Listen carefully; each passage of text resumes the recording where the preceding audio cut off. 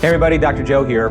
Little tip for you. To change is to be greater than your environment. That means to be greater than the conditions in your life, to be greater than the circumstances in your world.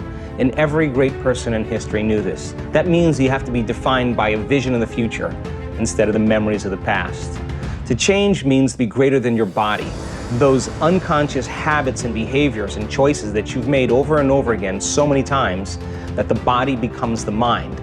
Emotions that are connected to past experiences keep you anchored emotionally to the past, and if those emotions are driving your thoughts, and those thoughts are creating the same emotions, then your body has become the mind, which means that in order for you to change, you're going to have to get greater than those emotional reactions, habits, and hardwired attitudes that keep you running unconscious programs. And to change then is to be greater than time. If you're waking up every single day and making the same choices and demonstrating the same behaviors and creating the same experiences, and you do that over and over again, it makes sense that your past is going to look a lot like your future, and your future will be more of your past. Finding the sweet spot of the generous present moment, existing in that place where you're no longer trying to predict the future based on the past, means you're in the unknown. And when you're in that place called the eternal present moment, that's where all possibilities exist. Give it a try. Hey, it's Carmichael, and I make these videos because in my first business, I quit on my business partner. I was making $300 a month, and I didn't have the motivation to keep going. And the thing that got me through was studying the stories of entrepreneurs who've had massive success. And I hope that in sharing these stories with you, you find a motivation to keep going. And if I'm being honest, I still need the stories for myself today too. So today, let's learn from one of the best, Dr. Joe Dispenza, and get some incredible motivation. Enjoy. Your personality is made up of how you think, how you act, and how you feel. So the present personality who's listening to this podcast has created the present personal reality called their life. Which means then if you want to change your life, you want to create a new personal reality, you're going to have to change your personality. You're going to have to change because nothing changes in your life until you change. So what is the understanding of change? So we've spent over 10 years studying a way to explain what change is, because if you think 60 to 70,000 thoughts or however many thoughts in one day, and 90% of those thoughts are the same thoughts as the day before, you're in trouble, because the same thoughts will lead to the same choices will lead to the same behaviors create the same experiences, and the same experiences produce those very same emotions, and those same emotions influence our same thoughts and our biology, our neurocircuitry, our neurochemistry, our hormones, our gene expression. Our immune system, everything stays the same because we're the same. So it has traditionally taken crisis or trauma or loss for someone to make up their mind to change. So the moment we decide to change, okay, I want to create a new personal reality, a new life, I got to change my personality. Well, this concept called metacognition, we have forebrain function, the seat of our conscience, our frontal lobe, allows us to think about what we're thinking about, to notice how we're behaving, and to become aware of how we're feeling. And the repetition of thinking, acting, and feeling in the same way causes our brain to become hardwired into very specific neural patterns, right? So that firing and wiring over time causes us to happen so automatically that we're unconscious of our conscious self. So the moment we become conscious of those thoughts, the moment we become aware of those behaviors, the moment we notice those feelings, we're no longer the program. In fact, we're the consciousness observing the program, and that's the first step to change. Look, people can create all kinds of wealth, Ed. They can create all kinds of abundance. They can have the cars, the homes, and everything. But if they can't be present to enjoy them, I've sat with billionaires, and they've looked me in the eye and said, "We're all miserable. Same here. We're all miserable." And so then, at what point do you have to wait to change? Does it have to be that lowest point, or can you learn and change in a state of joy and inspiration instead of pain and suffering? And that becomes the art, right? So then, to change then is to be greater than the habituations, the drives, and the emotions that have been conditioned in the body. To change is to be greater than the conditions in our environment, that every person, every object, everything in our life has a neurological network associated with them. They're knowns because we've experienced them, and we have an emotion associated with them. So if you're not being defined by a vision of the future, You're left with the memories of the past, and you see your ex, and you're going to see your ex through the memory of your past neurologically, and it's going to elicit an emotional response. And you're thinking and feeling equal to your environment. Your life's not going to change. So then the next question is, how could I overcome that condition that with my ex? Can I actually forgive? Could I actually open my heart? Can I actually... The reason we do this is because the stronger the emotion we feel towards someone or something in our life, the more we pay attention to them. Yeah. And where we place our attention is where we place our energy. And so then we're giving our power away to that person or circumstance. That's vital life force you could use to change. The person who's sitting in the meditation and they want to quit, they're thinking they're doing their meditation wrong. I want to tell you, you're doing it right. That's the defining moment, right? And you lower the volume to that emotion, I guarantee you'll take your attention off that person. And sooner or later, when the body finally settles down and you get beyond it, you're going to take your power back. And that's building your own electromagnetic field. Now you have energy to heal. Now you have energy to create. We measured this. Now you have energy for creation. We don't see things how they are, we see things how we are. And so I don't like to use the word visualization because I think it's been overused. I like to use the word mental rehearsal. I don't care if you're a virtuoso musician. I don't care if you are a performer or an actor. I don't care if you're a dancer or an athlete. Everybody does this who's engaged in getting better at whatever they do. They will rehearse the course or rehearse the act enough times that once they can concept the whole thing to its completion, and they get out of that think box, then the think box is so important because we have to review our act. We have to repeat it enough times. And the act of mental rehearsal really installs the neurological hardware in your brain. It primes the brain so you have circuits to use. Now, mental rehearsal also changes the body. You can take a group of men and have them imagine or rehearse doing bicep curls for an hour a day for 2 weeks and add an emotional component called stronger, harder, more intense. And for 1 hour, they practice in their mind doing those curls. At the end of 2 weeks, there's a 13.5 increase in muscle strength. They never lifted a weight. Their body's changing by thought alone. So the person who's priming their brain and body through rehearsal, when they get in their play box, there's no thinking.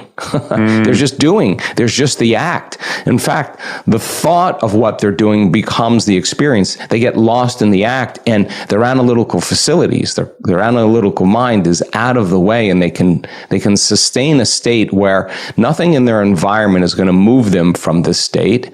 They're in the feeling of what it would feel like to play well, and they hold on to that feeling. And when the conditions get tense, they actually do something different. They self-regulate, and they actually crave this moment of performance to be able to produce an outcome. And so there's no mysticism to this. It's just what people do when they get really into something is that we rehearse all the time. So people understand if you take a group of people that never played the piano before and you teach them one-handed scales and chords and they come and practice for 2 hours a day for 5 days, at the end of 5 days, if you do a brain scan before and after, they'll grow circuits on the opposite side of the brain. No magic there. You learn something new. Learning's making new connections. You get your body involved. You get some instruction. You have an experience. Experience enriches the circuits. Repeat it over and over again. Fire and wire, and pay attention and stay present. You'll assemble new neurological circuitry. Take another group of people, have them close their eyes, and actually have them mentally rehearse playing the scales and chords for 2 hours a day for 5 days. Scan their brain before and after, and at the end of 5 days, their brain will look like they've been playing the piano for 5 days, but they never lifted a finger. The brain literally changed through the rehearsal. Okay, so now take the person and put them in front of a piano. They never played the piano before. And they could actually play those scales and chords like the people who are actually physically demonstrating it. So what does that have to do for the single mother of 3 children? What does that have to do with the person who's trying to heal a health condition. It's not enough to just have a good meditation and get up and spend the rest of your day reacting and responding to the conditions in your life. That's 1 hour of living or conditioning your body and brain into the future against 15 hours of you responding emotionally from your past. So we got to rehearse, okay, how am I going to be in this situation? How am I going to change? What would love do today? What would greatness look like? It's those frontal lobe questions that actually begins to install the circuitry, and we all do it naturally. The only time we don't do it is when we're living in stress and we're living in survival. Why? Because it's not a time to create. It's not a time to learn. It's not a time to go inward. It's not a time to dream. It's a time to run, fight, and hide. And if you're spending the majority of your time in the arousal of those stress hormones, then most people their senses become heightened, they narrow their focus, and now they're engaged in doing anything they can, relying on something outside of them to take away that feeling. So if people begin to understand that they actually can change, and they understand a formula to do it, and they practice that formula and they rehearse it, both by mentally rehearsing it and actually participating in it, the effects should be in the experiment that something should change either in your body or in your life. And that's why we do it. So when you see the changes or the synchronicities or the coincidences or the opportunities starting to show up in your life, you're going to pay attention to what you did and you're going to do it again. And many people who have chronic health conditions that just get beyond those thoughts and those habits and those emotions that keep them as that same personality, and begin to think, act, and feel differently, notice dramatic changes in their health and in their biology. And we have the data to suggest that people who do this for 7 days, their body looks like genetically and biologically they're in a different life. Their body is no longer responding in the same way, and they're no longer victims to their environment because they can self-regulate. There tends to be a greater resistance to anything in their environment, even on a microscopic level. I have a couple theories about relationships that I think are really important, and I use the same exact principles with my life.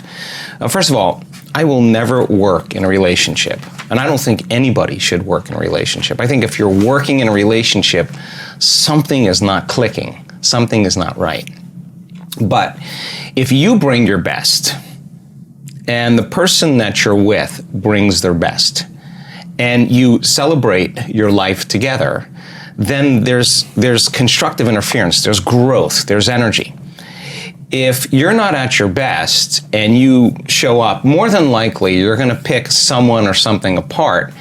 And it's better that you remove yourself for a period of time and get back into your heart and present yourself at your best. And so if you're not there and you need a mirror or a reflection, then it's good to ask, am I missing something?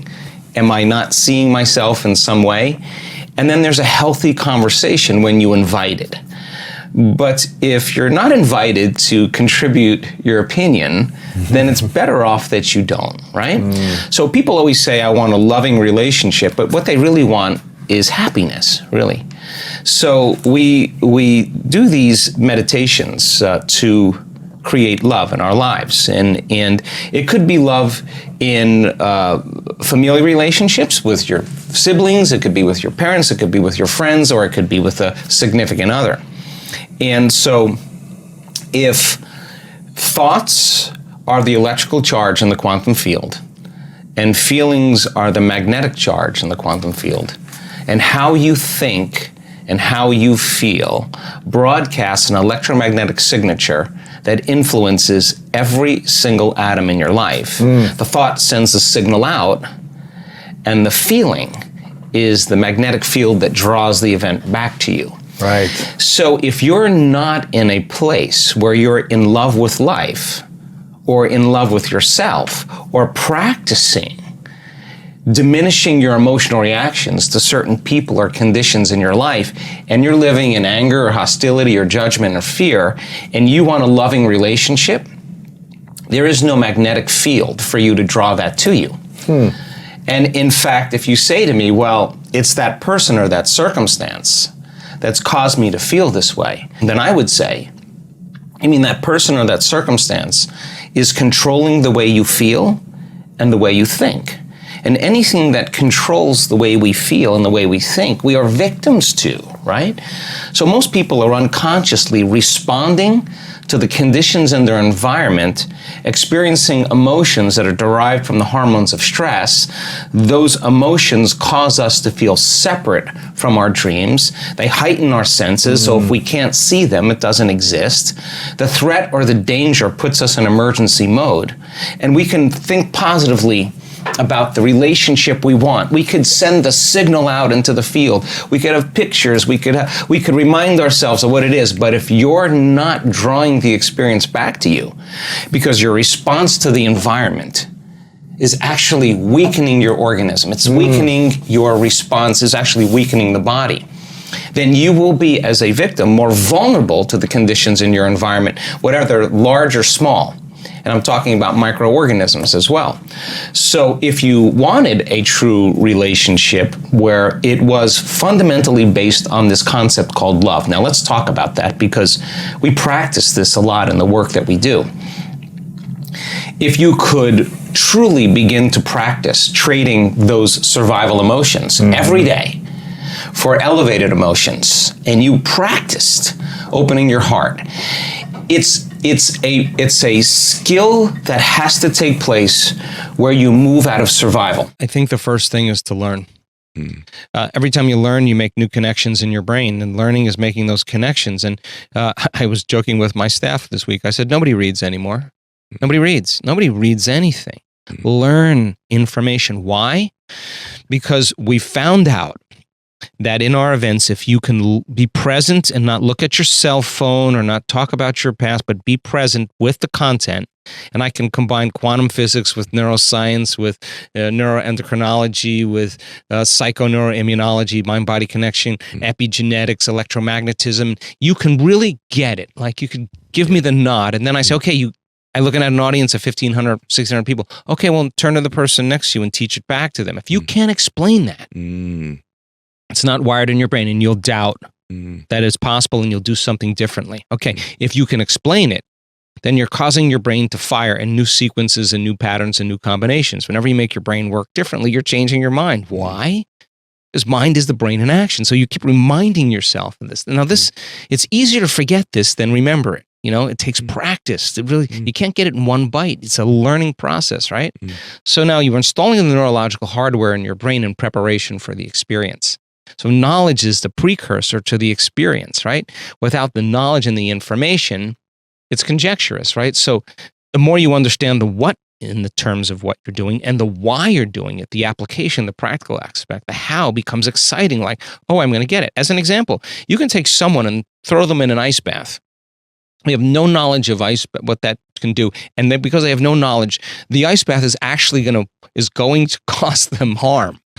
Right? You take that person, you can teach them a few things and put them in an ice bath, and it actually be instrumental. They'll actually gain value from it. Great. Well, the prefrontal cortex, the one that said, now you got to make this valuable. You can take a person and you can put them in an environment, and they can perceive the environment as a problem. And you can measure their autonomic response, and it'll weaken their autonomic response.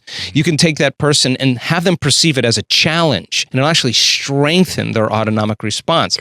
Okay, so now what's the reason behind this? Well, you gotta put as much tension on your inner world of how you're thinking and how you're feeling and how you're going to behave, as much as your outer world of three-dimensional reality. And meditation is just a way to say, okay, let me get my brain and body right. I'm going to present Ed Milet to the world today. I got one lifetime, one Groundhog Day, one day. I just want something different, something unusual, something mystical, some sign from the universe that I created. And I wanted to come in a way that I would never think of. That would be the unknown, because if I can predict it, it's the known. Okay, before I get up and grab my phone and do all my things and get plugged back into my known world, let me just say, okay, who do I no longer want to be? I want to become so conscious that I won't go unconscious again. The fundamental question is, how many times am I going to forget until I stop forgetting and start remembering? That is the moment. There's nothing mystical about this. This is the work. And then you're going to say, okay, who do I want to be when I open my eyes? Okay, let me think about this. How would greatness live? I don't know. Read a book on greatness. Read a book on Nelson Mandela. You want to be wealthy? Read about wealthy people. And you're going to see that they didn't just make their wealth. They lost a ton of money and failed a million times. And that's reality. Okay, well, what were the qualities? They had perseverance. They had determination. They cut their losses. They forgave. They forgot about it. They went on. Okay, so how am I going to behave? Let me rehearse how I'm going to behave. What I'm going to do? Let me take my time. I have plenty of time to do this. Let me just behave. Let me think about how I'm going to behave differently in this situation. How am I going to change my emotional response? When did I fall from grace yesterday and went back to my old self? I'll set an alarm on my phone every 3 hours. I'm just going to go off and I'm going to take a moment and get back into the feelings of my future. Okay. If I can do that over and over again, well, what do you think could happen in my life as a result of it? So knowledge being the forerunner, the application, simple stuff. Practice heart coherence. There's plenty of stuff that we can talk about. Practice brain coherence. We know. I asked the brain scientists, what percentage of people at the end of a week-long event, what percentage of people will have their brains changed for the better? They said 100%, 100%, 1 week, fully immersed into the experience. You practice it every day. Now, you can't do it once or twice and say, why isn't my bank account full? You know what I'm going to tell you? You're not that good. Yeah. That's the only reason why. Yeah. If you were that good, it would happen. You're not that good. So show up again and show up again and keep showing up. And I just was talking to a staff member today. The universe only gives us what we think we're worthy of receiving, right? So then people who show up for themselves every day, believe they're worthy. They start feeling pretty damn worthy. Yeah. Like they're like, I'm worthy for this. Not like an entitlement way. Like something. They just like, I feel like it's gonna happen. I'm worthy for it. Well, most people, number one, they get up in the morning and the first thing they do is they think about the problems in their life. And those problems are memories from the past. So the moment they think about their problems, they're thinking in the past, right? Every one of those problems has an emotion attached to them. So they start feeling unhappy or unworthy or whatever. And how you think and how you feel is your state of being. So most people's entire state of being is in the past when they start the day. So if they're in the familiar past, they're going to live in a predictable future, right? So they get up and they check their cell phone, they check their text, their WhatsApp, their Facebook, they post something on Facebook, they tweet, they Twitter, they check the news, then they go to the bathroom, get a cup of coffee, take a shower, get dressed, check more emails, drive to work the same way, do the same thing. So they're in a program. They've actually lost their free will to the program. Wow. So if you start your day, and you start your day with this simple question, what is the greatest ideal of myself that I can be today? You ask yourself that question. And now listen, your body's going to go like, well, we got to get a cup of coffee, and I'm tired, yeah. And you got to go, body. You're not the mind, I'm the mind right now. You're going to sit here, I'm going to feed you. You're going to get your coffee, you're going to do all those things, but right now, this is my time. You're going to obey me, right? So now, the body's no longer the mind, you're the mind. And so when it wants to get up and you become aware of it, and return back to the present moment, every time you do, that's a victory. Wow. And you're changing some aspect of yourself. So then, ask yourself, I do this all the time, write down 4 thoughts that you're going to stay conscious of the whole day. I can't, it's too hard. You'd be surprised the moment you become conscious of what those thoughts are, how unconscious you've been to them all day, for weeks on end. Write down what you speak, how you speak, 4 things you want to change, how you act. How do you act? Do you complain? Do you blame? Do you make excuses? Do you feel sorry for yourself? That's a victim consciousness. What emotions do you live by? Is it possible that you're so used to living by guilt, you don't even know it's guilt, it just feels like you? Do you allow your energy to drop? Become conscious of those states of mind and body and review them and say, this is the old self. Then say, what thoughts do I want to fire and wire in my brain? And start firing and wiring and start feeling it. What behaviors will I demonstrate today? What choices will I make? One day, one lifetime. And just like you did, rehearse them. Rehearse the whole entire thing. Yeah. Begin to install the neurological hardware in your brain. And if you keep installing it, the hardware is going to become a software program, and you're going to start thinking and acting that way. And then here's the tough part. Can you teach your body emotionally what your future is going to feel like before it's made manifest? And don't get up until you feel that way. I learned a lot about expectation when I was studying the placebo. It's amazing how you can give someone a sugar pill or a saline injection or perform some false surgery or treatment. And a certain percentage of those people will accept, believe, and surrender to the thought that it's actually the truth without analyzing it, that they're getting an actual real substance. And their body begins to manufacture the very pharmacy of chemicals that causes them to heal by thought alone. So the question is it the inert exogenous substance that's doing the healing, or is it the body's innate capacity to heal? So everybody has been conditioned to a certain degree, whether we like it or not, to rely on something outside of us to change our inner state. And so when a person's given a pill and it's blue on one side and red on the other, and they take it and they notice a change in their internal state. My pain has gone away, I'm sleeping better, whatever it is. And when they notice that change in their internal state, they pay attention to what caused it and they start to associate and condition. So if you keep doing that over and over again, that pill becomes a symbol of them to change their physiology. So if you take that pill and you replace it with something that's inert, and they see that pill, based on conditioning, when they take that pill, conditioning based on the past, they begin to expect that outcome to happen again. And the expectation of the outcome is simply marrying a possibility, an intention, a vision of a future outcome, a new possibility in the quantum field. And if the doctor's enthusiastic and you name the substance something that you can't pronounce and you charge a lot of money for it, and you use a name that rhymes with something that you could associate as a known, Niagara and Viagra, there's a strong correlation. It's a lot of flow.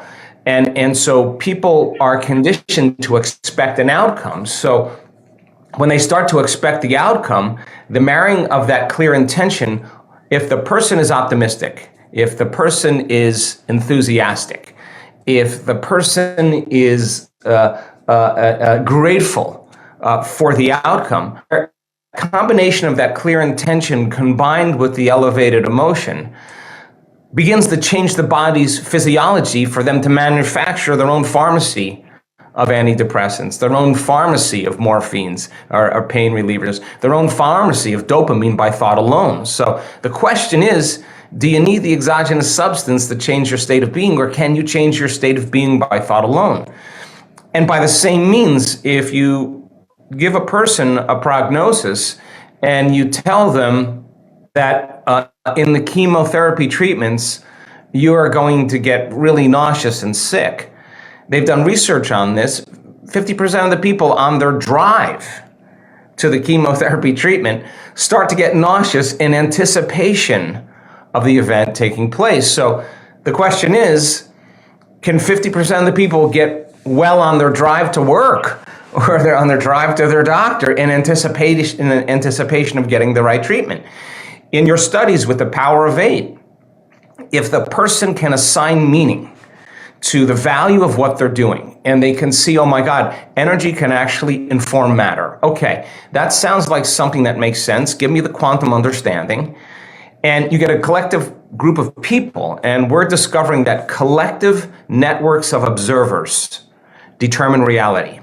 And you can get them in a very specific state, and the person who's receiving the healing understands the value of what's taking place, the expectation of what's about to happen.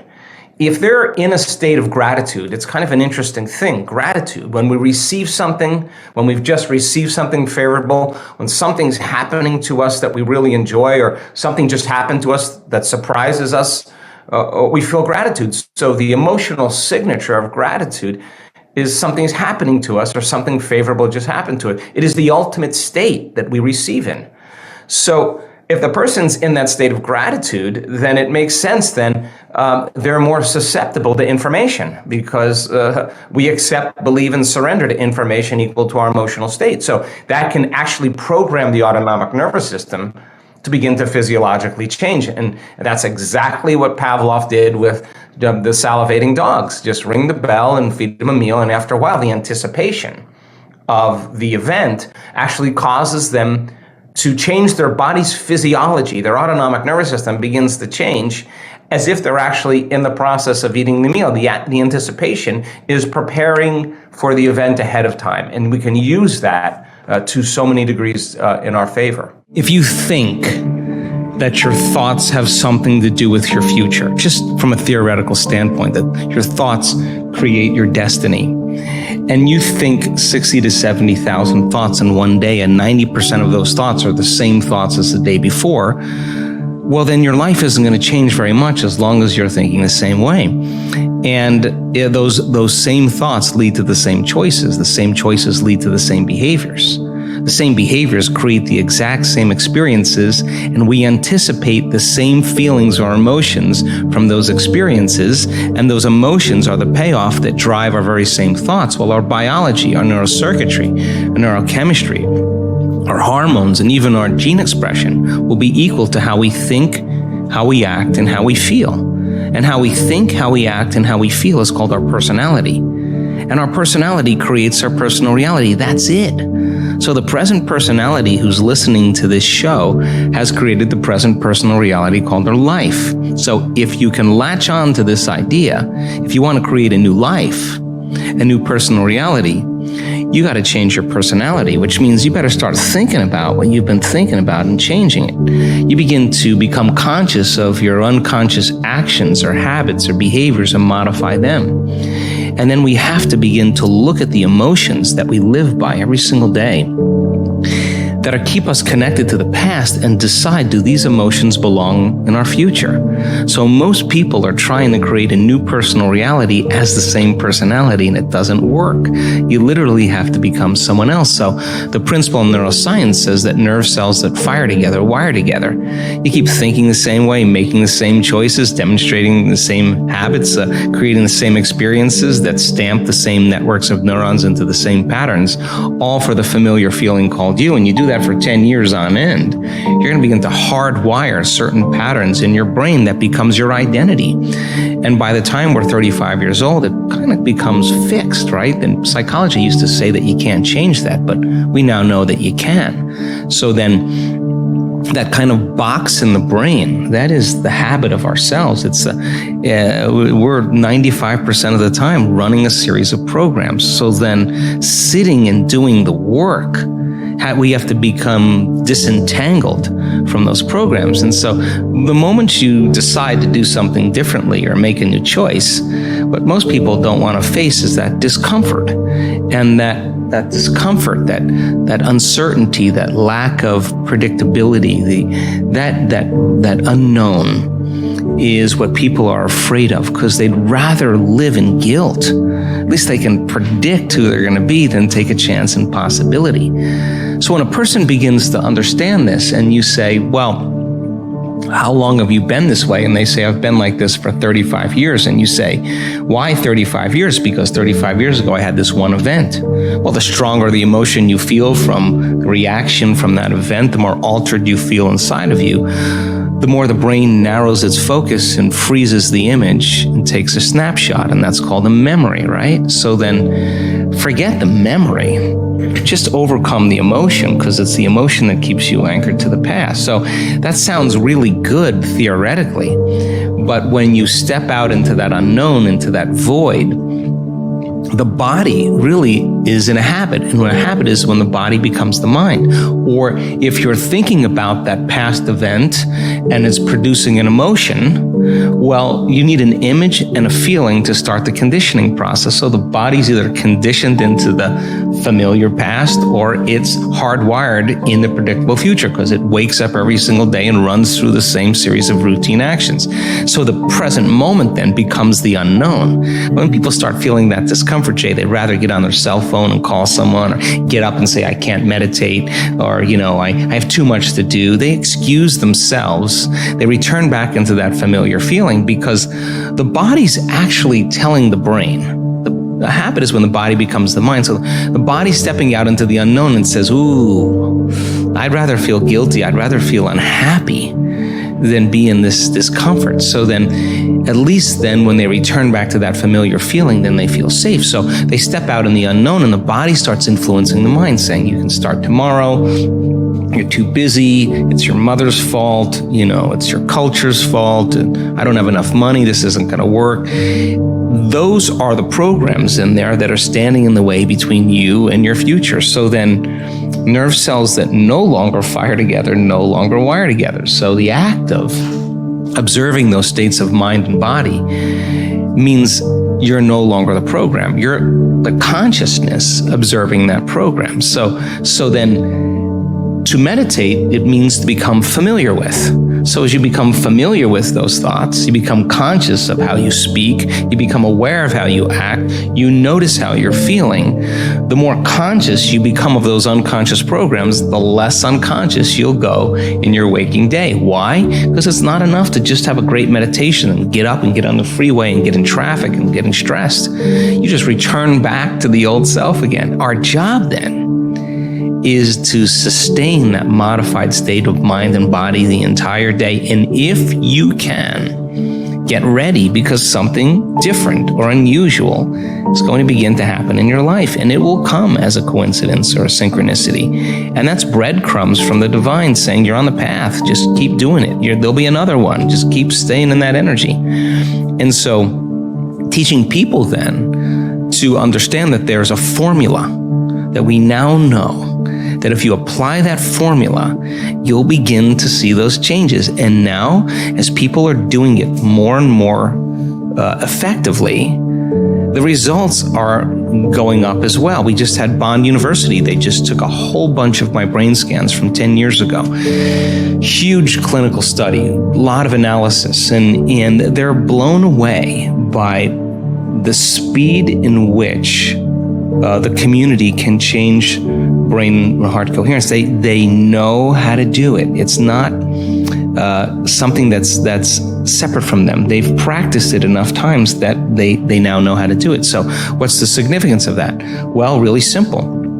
In your life, if you start returning back to the same reactions, to the same people and circumstances, you're returning back to the old self. So you got to stay conscious in your life. And if you're not being defined by a vision of the future, then you're left with the memories of the past, and you will be predictable in your life. So crossing that river of change from the old self to the new self, there's a neurological, a biological, a chemical, a hormonal, a genetic death of the old self. But if you teach people there's something on the other side, they won't give up on themselves. They'll keep going. So there's enough evidence to encourage people. And you can't tell me you're too old to do this work. You can't tell me you're too sick to do this work. You can't tell me you had a turbulent past, or that you're too overweight or too underweight or too out of shape, or you can't even tell me that you've never meditated before. In fact, some of our greatest scans are people who just have never meditated before, that are not trying to do anything. They just follow instructions. So our community now is beginning to understand that it is possible, and they go all in, not 50% in, not 60% in. If we do a week-long event, we got 1,000 people or 1,500 people, and they are all in. And that when they start getting beyond themselves, that first day or second day, once they start getting beyond themselves and that magic starts to happen, then I have no idea, I can't predict what's going to happen next. And it's usually pretty exciting. We do have beliefs that feel good to us because those beliefs are based on past experiences, and those emotions keep us attached to the belief chemically. It's in our biology. And we tend to think neurologically and feel chemically within experiences then that are connected to the past. So when our beliefs are challenged, we hold on to the emotion, like Jesus had a brother. What? Mm-hmm. That doesn't feel right. He was married to Mary Magdalene. What? People freak out because they've been conditioned, and they want to hold on to that because that then ensures a future that they can rely on. When you step out of your belief systems and stepping into the unknown, you are now leaving behind your past. And then do you have the faculty and the ability to create? Do you have that ability? If not, because then in order for you to go from that old belief to a new belief, then you better have a plan. And you better be willing to have a new experience that is no longer a wishy-washy belief. It has to be a very strong impression in your biology that comes with an accompanying experience that then changes your biology to understand you believe something else. But that's not the end either, because then you have to question from that point, what is the next belief that helps you to understand the next thing? For example, let's talk about it on two levels, and time out here for a second. I don't care, we can go to 11:30 here. Oh, beautiful, thank you so much. It was a good conversation. So think about this. The person in our work who, I'll use a simple example, has a very, very difficult marriage. And her marriage falls apart, her husband was abusive, and lived by the stress hormones for extended period of time. Of course, all her energy is going for some threat in her external environment. She has no energy in her internal environment for growth and repair. No energy for long-term building projects.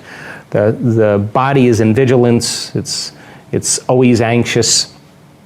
She's anticipating something bad happening all the time, and she's got food allergies to everything. She's allergic to her environment. She comes to the event, she does the work, it takes her 3 months, and all of a sudden, in one event, she has a breakthrough, and she's eating anything she wants. Now, she's changed her belief about her past because she's no longer saying, I am this way because of my relationship with my husband.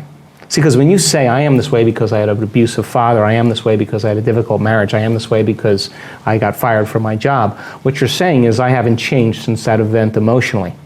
And so now you're viewing your future through the lens of the past.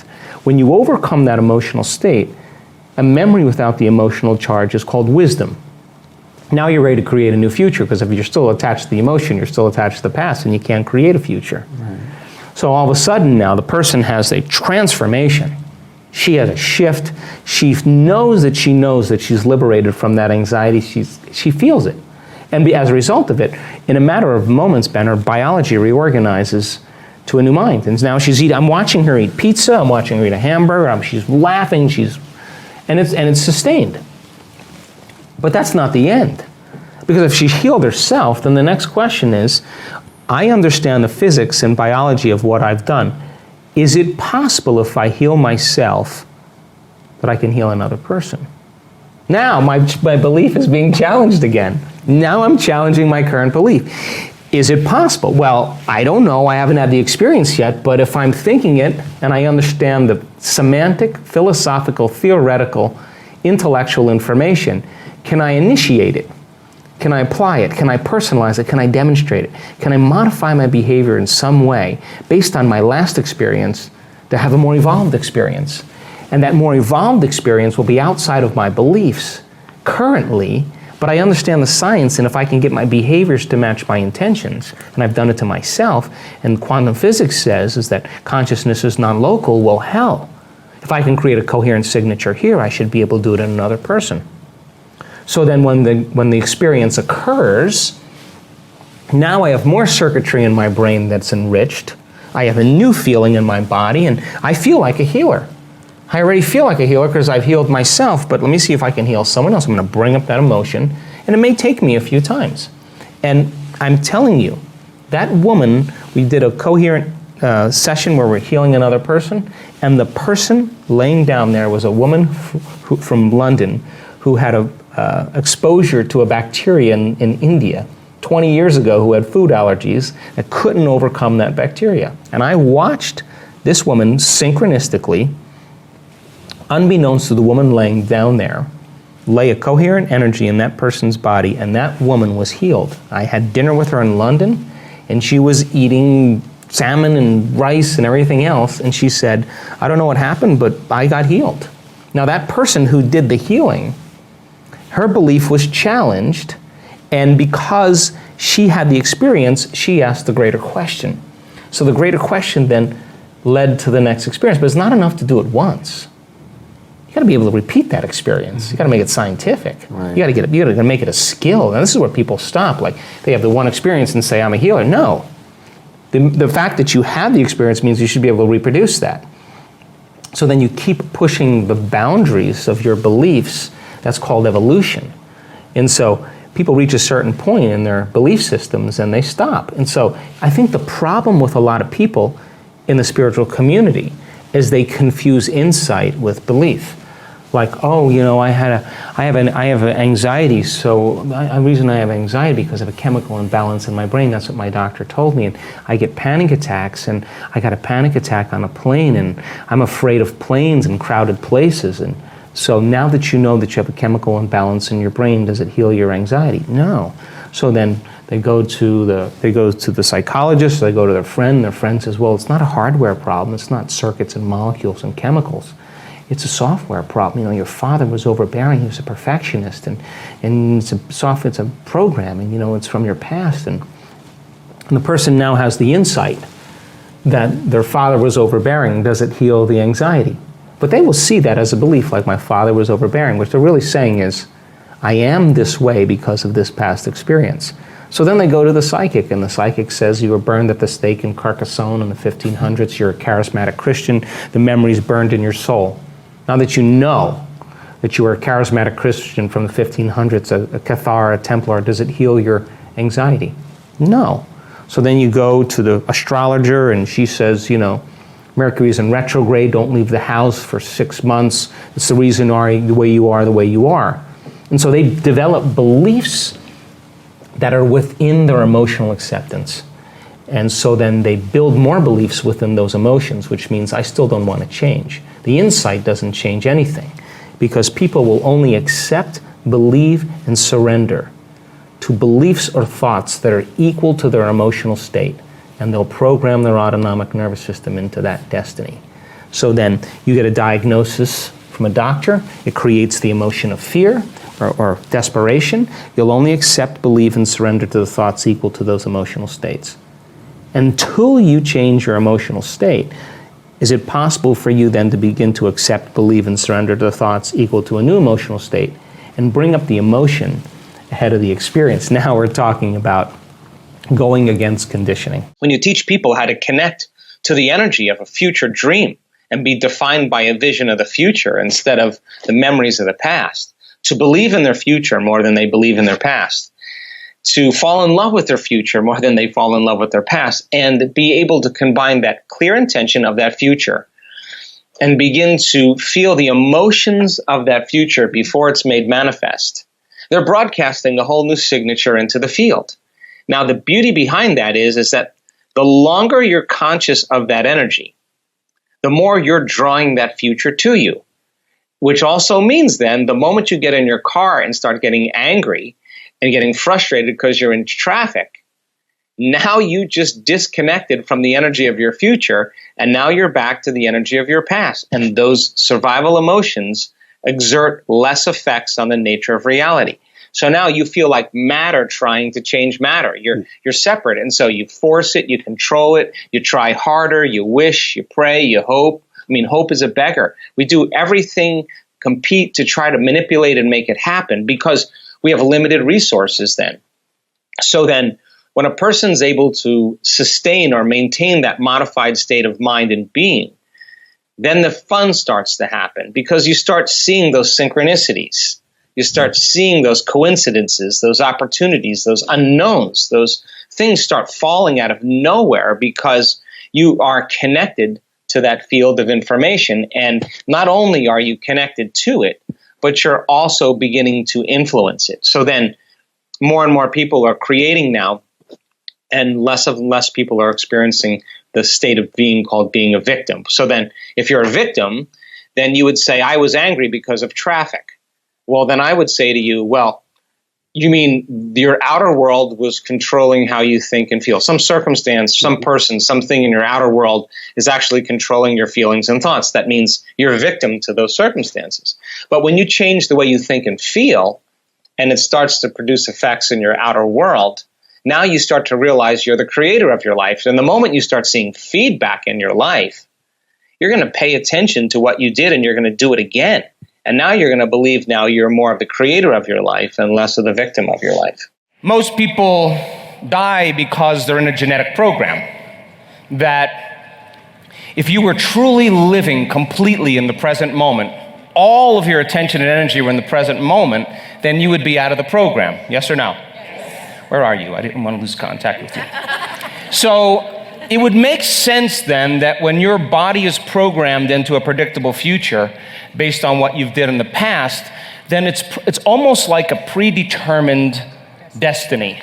Yes or no? Yes. Another way to say it is you're rushing to your death. I don't know how else to say that. You get it? So imagine, as I said all week so far, the genes that have been signaled, and certain genes are more hardwired than others. And when you notice that tendency when you're at home and you want to get up and start your day and you got emails and you just go, oh, wait a second, and you come back to the present moment, that's unnatural. That goes against the program. And people lose their free will to a program, and all of a sudden now, the will is getting greater than the program. And they're literally changing a line of time. That's what we're doing. Are you with me still? Come on. Yes. So there's not a lot of evidence that shows that people can be immortal, and yet there's an immortal gene. Cancer cells have the immortal gene signaled a lot of times. So then your will to live has to be greater than your fear of dying. Are you with me still? So then if there's an immortality gene, then on some level it has to be selected and instructed. Yes or no? Yes. And there are fables, whether you believe them or not, historic figures, charismatic leaders, spiritual beings that have overcome death. Are you with me still? Yes. Now I'm sure, here we go, my mother's gonna love this. I'm sure that Jesus, the night before his crucifixion, I'm sure he wasn't saying, man, I'm just not up for this. I got a headache. I'm a little anxious. I'm a little worried. He took it on because that was his initiation. If you're not being defined by a vision of the future, then you're left with the old memories of the past, and you will be predictable in your life. And if you wake up in the morning and you're not being defined by a vision in the future, as you see the same people and you go to the same places and you do the exact same thing at the exact same time, it's no longer that your personality is creating your personal reality. Now your personal reality is affecting or creating your personality. Your environment is really controlling how you think and feel unconsciously, because every person, everything, every place, every experience has a neurological network in your brain. Every experience that you have with every person produces an emotion. So some people will use their boss to reaffirm their addiction to judgment. They'll use their enemy to reaffirm their addiction to hatred. They'll use their friends to reaffirm their addiction to suffering. So now they need the outer world to feel something. So to change then is to be greater than your environment, to be greater than the conditions in your world. And the environment is that seductive. So then why is meditation the tool? Well, let's sit down, let's close our eyes. Let's disconnect from your outer environment. So if you're seeing less things, there's less stimulation going to your brain. If you're playing soft music or you have earplugs in, less sensory information coming to your brain, so you're disconnecting from your environment. If you can sit your body down and tell it to stay like an animal, stay right here. I'm going to feed you when we're done. You can get up and check your emails. You can do all your texts. But right now, you're going to sit there and obey me. So then, when you do that properly, and you're not eating anything or smelling anything or tasting anything, you're not up experiencing and feeling anything, you would have to agree with me that you're being defined by a thought, right? So when the body wants to go back to its emotional past, and you become aware that your attention is on that emotion, and where you place your attention is where you place your energy. You're siphoning your energy out of the present moment into the past, and you become aware of that. And you settle your body back down in the present moment, because it's saying, well, it's 8 o'clock. You normally get upset because you're in traffic around this time, and here you are sitting, and we're used to feeling anger, and you're off schedule. Oh, it's 11 o'clock, and you usually check your emails and judge everybody. Well, the body's looking for that predictable chemical state. Every time you become aware that you're doing that and your body is craving those emotions and you settle it back down into the present moment, you're telling the body it's no longer the mind, that you're the mind. And now your will is getting greater than the program. And if you keep doing this over and over again, over and over again, over and over again, just like training a stallion or a dog, it's just going to say, I'm going to sit. And the moment that happens, when the body's no longer the mind, when it finally surrenders, there's a liberation of energy.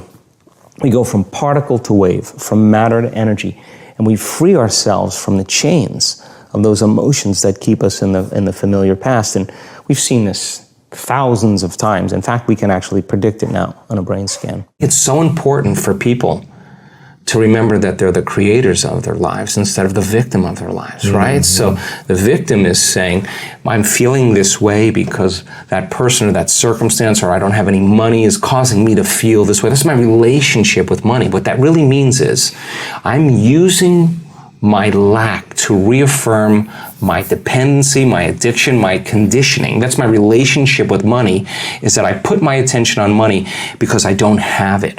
So their relationship with money is, of course, built on lack. And so when they don't have it, they feel bad. And what they're really saying is, my outer environment, my reality is actually controlling the way I feel and the way I think. So, Louis, why are you in a good mood today? Things are going good. Why in a bad mood? Things are going bad today. So this unconscious program of victimization is saying that we're allowing our environment to influence the way we feel and the way we think. Isn't that what victimization is? And the stronger the emotion we have to our lack, the more we put our attention on the fact that we don't have it, right? Yeah. And so then the person has forgotten that they're creating reality, because what they're creating is lack.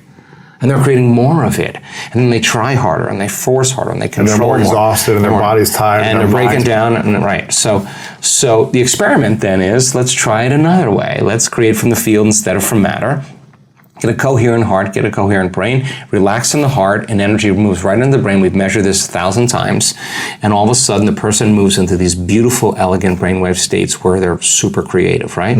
So the longer you're conscious of that energy, the more you draw that future to you. So then, what does the synchronicity mean? It means whatever you're doing inside of you is producing that effect outside of you. Pay attention to what you did, Keep and doing do more it of it. again. Yeah. So generate a little bit more abundance. Just do it for an experiment. Now, when the synchronicity happens, do you think you feel suffering, or do you think you feel a little excitement? You feel inspired, right? So then that synchronicity is saying, use this energy, use this feeling. It should be easier for you to feel this now, and go back and do it again. Let's keep the experiment going. And here comes the promotion. Here comes the email. Here comes the person you meet at the right time. Yes. Right? Whoa, we have something happening here, and then that becomes the momentum, right?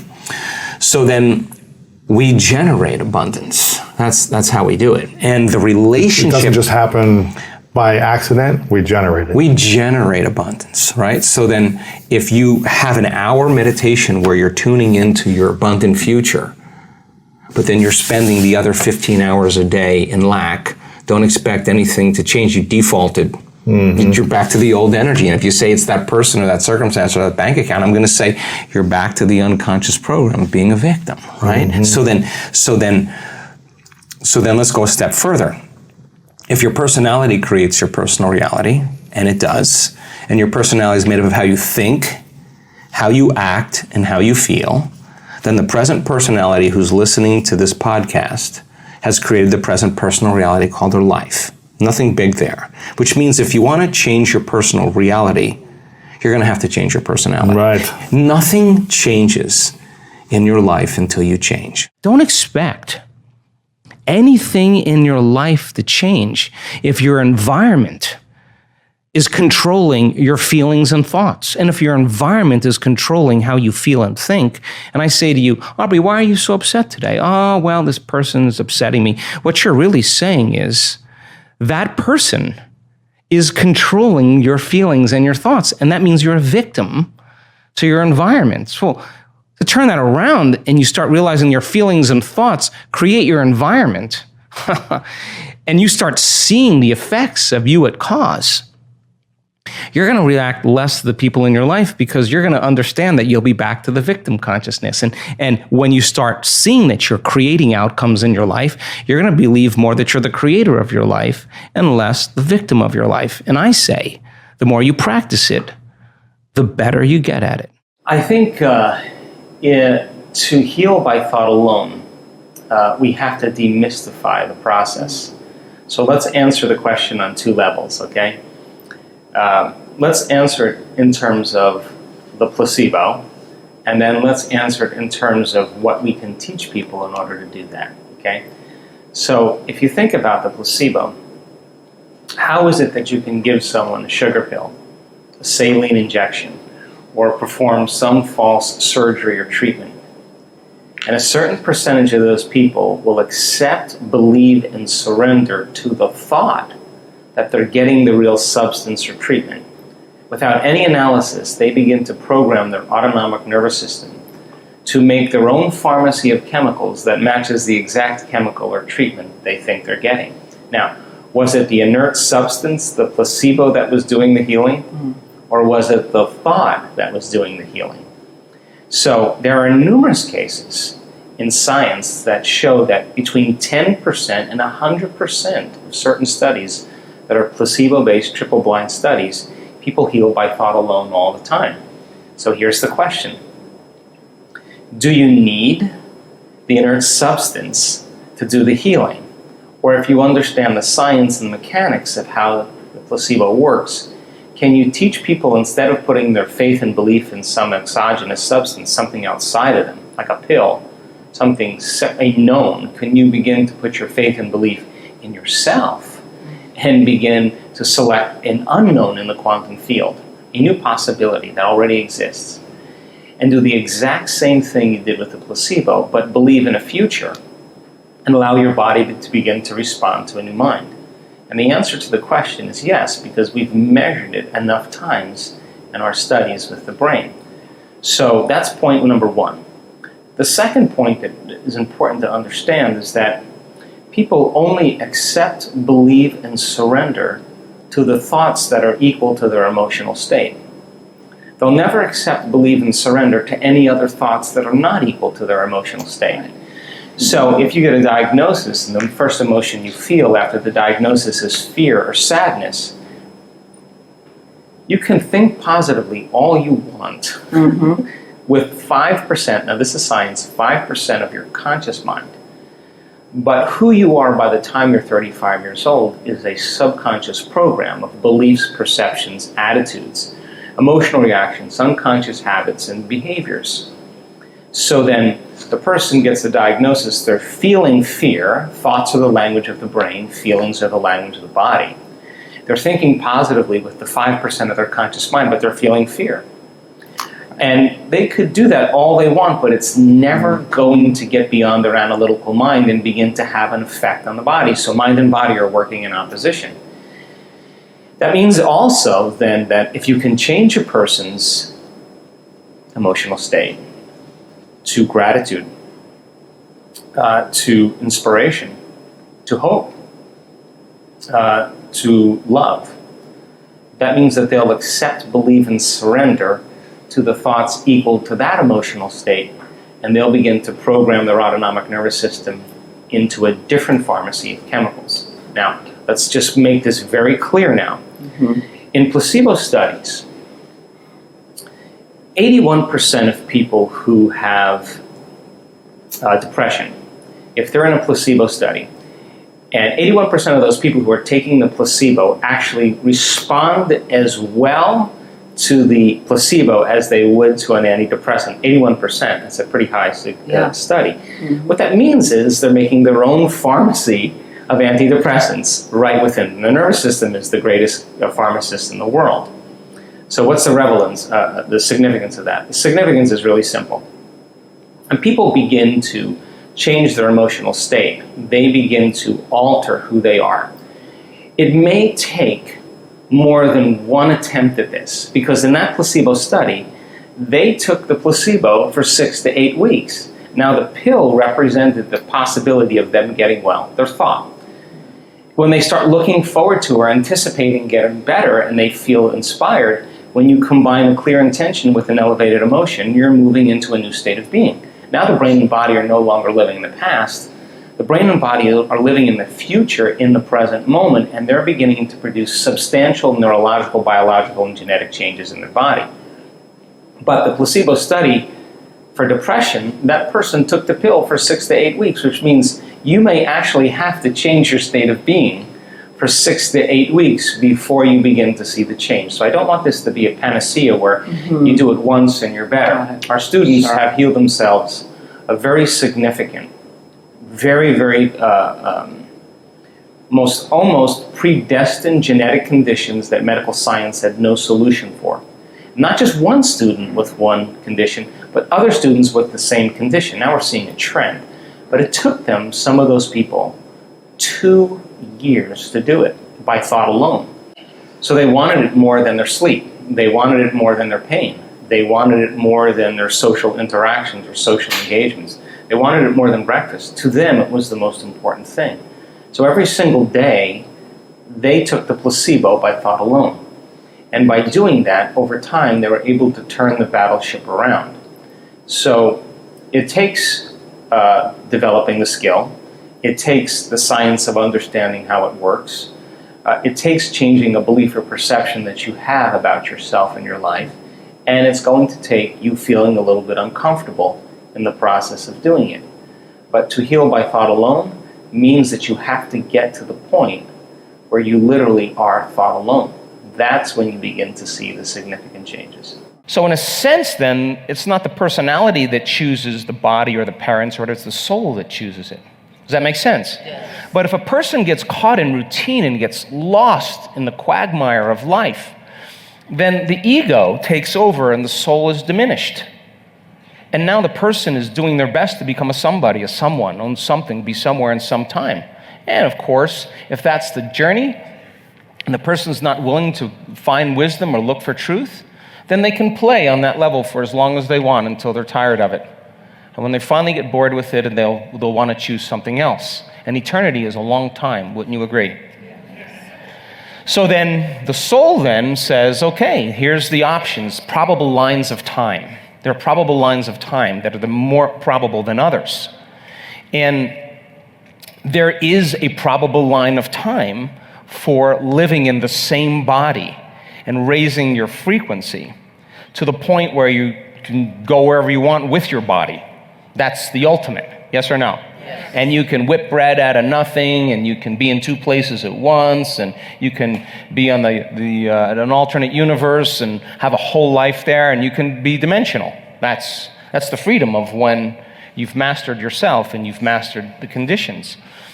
But most of us are headed in a certain timeline based on our genes and based on our own personal evolution. And that's what makes this time right now so powerful. This time right now is the age of information. And in the age of information, ignorance is actually a choice. And people are beginning to realize that I don't need a doctor to find out what my disease is. I don't need to go to the library or talk to my teacher. I can just find the information. And people are starting to wake up to greater understandings, and that is starting to become the collective. And that collective energy in the field, the collective consciousness, the collective awareness is changing the future of humanity.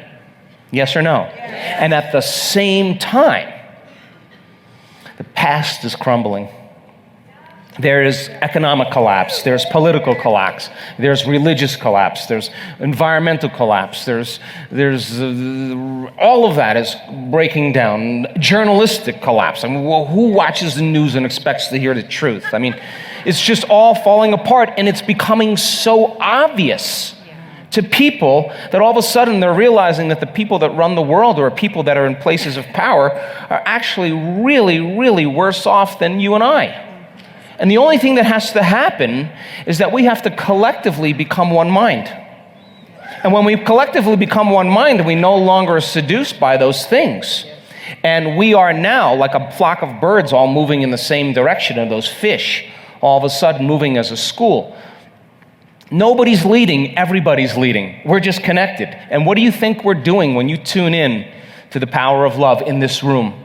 Don't you know everybody dialing into that same frequency is causing that frequency to be in this room? And if everybody's doing it, it's getting more collimated, more coherent, more organized. And if you put your attention on it, there's more of it. So then when you're leading with your heart, that's enough. That's enough. So then when you have a collective mind, and people are moving in that way, and they're no longer reacting to politics or whatever, and they no longer need those things, you're catching somebody who's starting to awaken. Yes or no? And if you're focusing on the divine, and that's where all of your attention is, you won't see ethnicity. You won't see skin color. You won't see anything as separation. You'll just be like, wow, nice costume to the masquerade. I should have wore that. It's crazy, because then people go get their genetics found out, and some of them, just really have an intolerance to some culture, and they're 40% of that culture. So, what makes this time for me so unique, and I'm speaking personally, is that there's such a quickening going on. More things are happening in a shorter amount of time. Would you agree? Yes. And if more things are happening in a shorter amount of time, it becomes more difficult to predict the next moment. This point we're reaching, this nodal point, is the point of unpredictability, and the old is collapsing. And the collapsing of the old should never be faced with fear, with bigotry, with anger, with hostility, with guilt, sadness, and shame, because that's how we've been controlled all along. And by the way, I'm not a conspiracy theorist, but if you want to control people, manipulate their emotions. So as we move closer and closer to that point, the probability of us changing our life, the length of our life, not from low-stress foods and not from vitamins, all those things are good, matter to matter. But stress is going to downregulate the gene, consume the body's energy, and now that's going to begin to signal the gene to produce the disease that the person has inherited in the first place. Are you with me still? So when you react to someone or something and you're living by the same emotional state, you keep the same genes on, the same genes off, and that's your genetic destiny. And now the awakening of this, even if we change little timelines just this week, we changed lines of time, you change something about yourself, you are going to walk into a different future that is your genetic timeline. And now you're bumped off course. You just got to be willing to stay in the unknown and be comfortable with it. And that's when you're at your greatest. If you're truly in the business of change or creating your life, that's a big responsibility, right? We ran our event. I said to the audience, okay, nobody forced you to come here, right? You came here on your own. You took the risk in coming here. By coming here, you also agree that you create your reality, that you're responsible for yourself and your life. So if something happens to you, you can't blame anybody because of that. It's your responsibility to take care of you, right? So then the fundamental question is, and I ask myself this all the time, at what point do I stop believing that I create my life?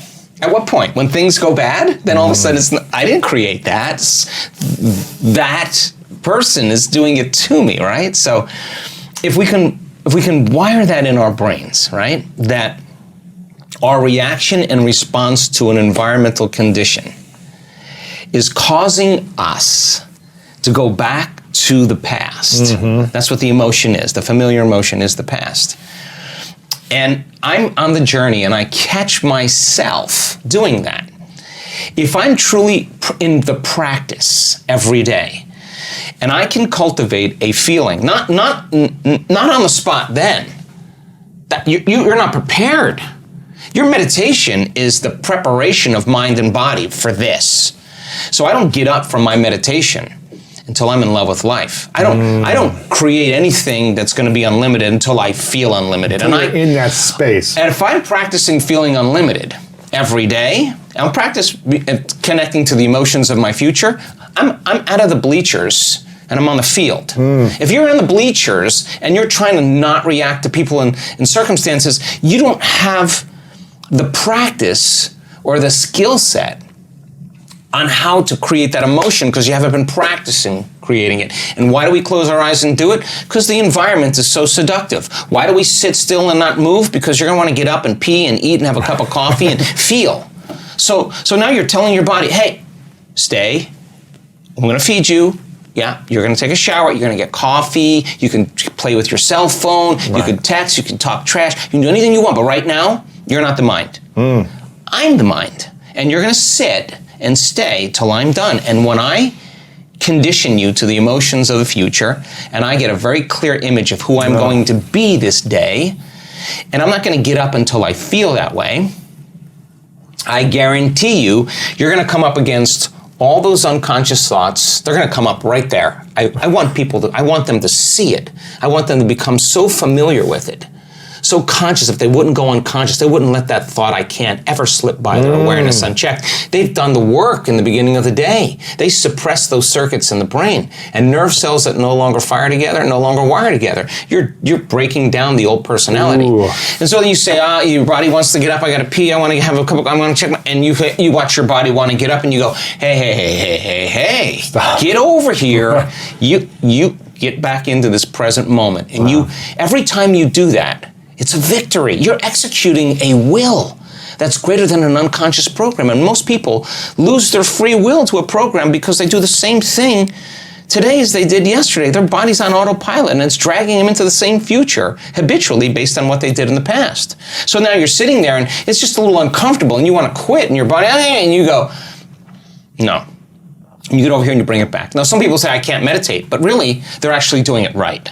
That's a victory too. Yeah. And then you do that and you start watching how you're training your body back into the present moment. Then your body says, well, Lewis, it's 8:30 in the morning. This is usually when you watch the news and throw a tirade and get angry. Right. And you're sitting here with your eyes closed and you're off schedule. So why don't we just get agitated about anything? So the body starts trying to create images in your mind, so you remember your ex, you remember your problems, so you could feel that agitation. What if you watched your body do that and you said, no. I'm not going to give my power away to the past or that person or that circumstance in my life. You get that body back in the present moment, you lower the volume to that emotion, that's a victory. You're telling the body it's no longer the mind, that you're the mind. Now, that kind of work is tedious in the beginning, but I watch people, because when I have them do that, it starts stretching their boundaries. The known self, that little box, starts to move into the unknown, and they survive. And all of a sudden, they're more relaxed in the present moment, the unknown, and they start feeling more satisfied. So now they're more ready to create. So the preparation for the day is to remind yourself of who you no longer want to be, to know thyself, to become so familiar with. The word meditation means to become familiar with. So conscious of your unconscious programs, you're not going to go unconscious. Why? Because you did battle today with that personality that's creating the same personal reality. And if your personality is made up of how you think, how you act, and how you feel, and you want to create a new personal reality, then you got to change your personality. And that's going to mean then you're going to become so conscious of those unconscious programs that you're no longer the program. You're the consciousness observing the program. Disentangling from that is not easy. That's why most people won't do it. That's why they get on their cell phone and say, let me just create a little dopamine by just seeing if I got a text from somebody I like. Then your phone's over there and you're no longer regulating with something outside of you. This is game time. So then if you said, what thoughts do I want to fire and wire in my brain? With my attention and my intention. I think we're reality producing machines. I mean, there's no single individual on this planet who doesn't create reality unless they have a brain injury or something. But for the most part, most of us are engaged in reality, and we do cause effects. I think we reach a certain point in our life where we stop learning and we start feeling. And when we use feelings as a barometer for the unknown, it's contraindicated, because feelings are usually a record of a past experience. So we try to predict how that future event is going to be based on a feeling, and we always return back to the old self again. So I love the idea of how we can actually produce effects. I love the idea that every human being either lives in one of two states of mind. We either live in creation, which is growth and expansion, and it's health and homeostasis. The emotions of love and joy and trust make us feel connected to something bigger than us. Or we live in a state of survival, and a state of survival is living in stress, and living in stress is when your body is knocked out of balance, and the redundancy of that cycle over time that imbalance that keeps happening begins to break the body down. And I think the biggest problem for us, because of the size of our brains, is we can turn on the stress response just by thought alone, and we do it all day long. And that continuous, redundant being out of balance over time, that imbalance becomes the new balance. And now we're headed for contraction and disease and feeling separate from the field and being selfish instead of selfless. We begin to live in a state of breakdown and a state of disease and a lack of health. And so then those emotions then of those survival chemicals endorse the ego. And then we become more self-indulgent and more self-important and more self-serving because that's what those chemicals do. So we live in one of those two states of mind. Now, those chemicals tend to be highly addictive. So this is really good dinner conversation. We can talk about it, right? But actually breaking through, that's, I think, when you free yourself from the chains of those emotions that we memorize, when we actually break through, when we remove that mind out of the body, when we break the emotion that's trapped in physical flesh and the body's liberated, that's true self-love. That's true joy. It's the liberation of energy. So the anger that once was in there, the hatred that was once in there, the prejudice that was once in there is transformed. It's transmuted into joy. And it's the same energy, but it just has a different spin. And so no one can do that for you. You know, that isn't something where someone, waves a wand and then it happens. You have to actually be willing to be uncomfortable as you break that addiction and be okay with it. And then the moment the body's liberated and you feel that expansion, that's the natural state of being. Now you say, I love myself so much because I went further than I thought I could go. I transcended some limitation about myself in the way I think, in the way I act, in the way I feel. That's the personality, that's the identity. Changing one of those things, really changing it, not just like changing your mind like I want vanilla ice cream instead of chocolate ice cream, but truly changing something that changes your neurology or neurocircuitry, changes the chemistry, which is your emotions that signal the gene that begins to change your very expression of health and the very expression of life. Talking about when you make that emphatic, declaration where you make that change and it's undeniable. There's a biological, neurological, and quantum effect as a result of it. Well, I think I flirt primarily with the idea of how subjective mind has an effect on the objective world. Newtonian physics is about cause and effect. It's about something outside of you fundamentally changing something inside of you. We are an expression or a reflection of the environment. So as long as the environment is influencing how we're thinking and feeling, we can only be as great as the environment. And if we're thinking and feeling equal to the environment, we could only create more of the same environment. The idea that we can change something inside of us, in our consciousness, in our thoughts, and in our feelings, and be able to memorize both neurologically in our brain and hardwire that information, install hardware, and condition the body emotionally to be a mind. So mind and body are working together. If we're able to maintain that modified state of being, then there should be some evidence outside of us. So instead of cause and effect, I always love the idea of causing effects, and to cause an effect. So the quantum model says you can cause an effect. And so I think where we get stuck with that is the idea that, that it has to be predictable, that we should be able to know how it's going to happen. And that is, I think, our biggest error, because we can never control the outcome of the unpredictable. That's the quantum model. It has to be uncertain. It has to come in a way that we least expect, that surprises us, that leaves no doubt that what we did inside of us produced some effect outside of us. And when you begin to have those small synchronicities at first, and then they turn into larger and larger events, and you experience that awe and that wonder or that joy and appreciation for being alive, I think that's the natural state of being. I think that's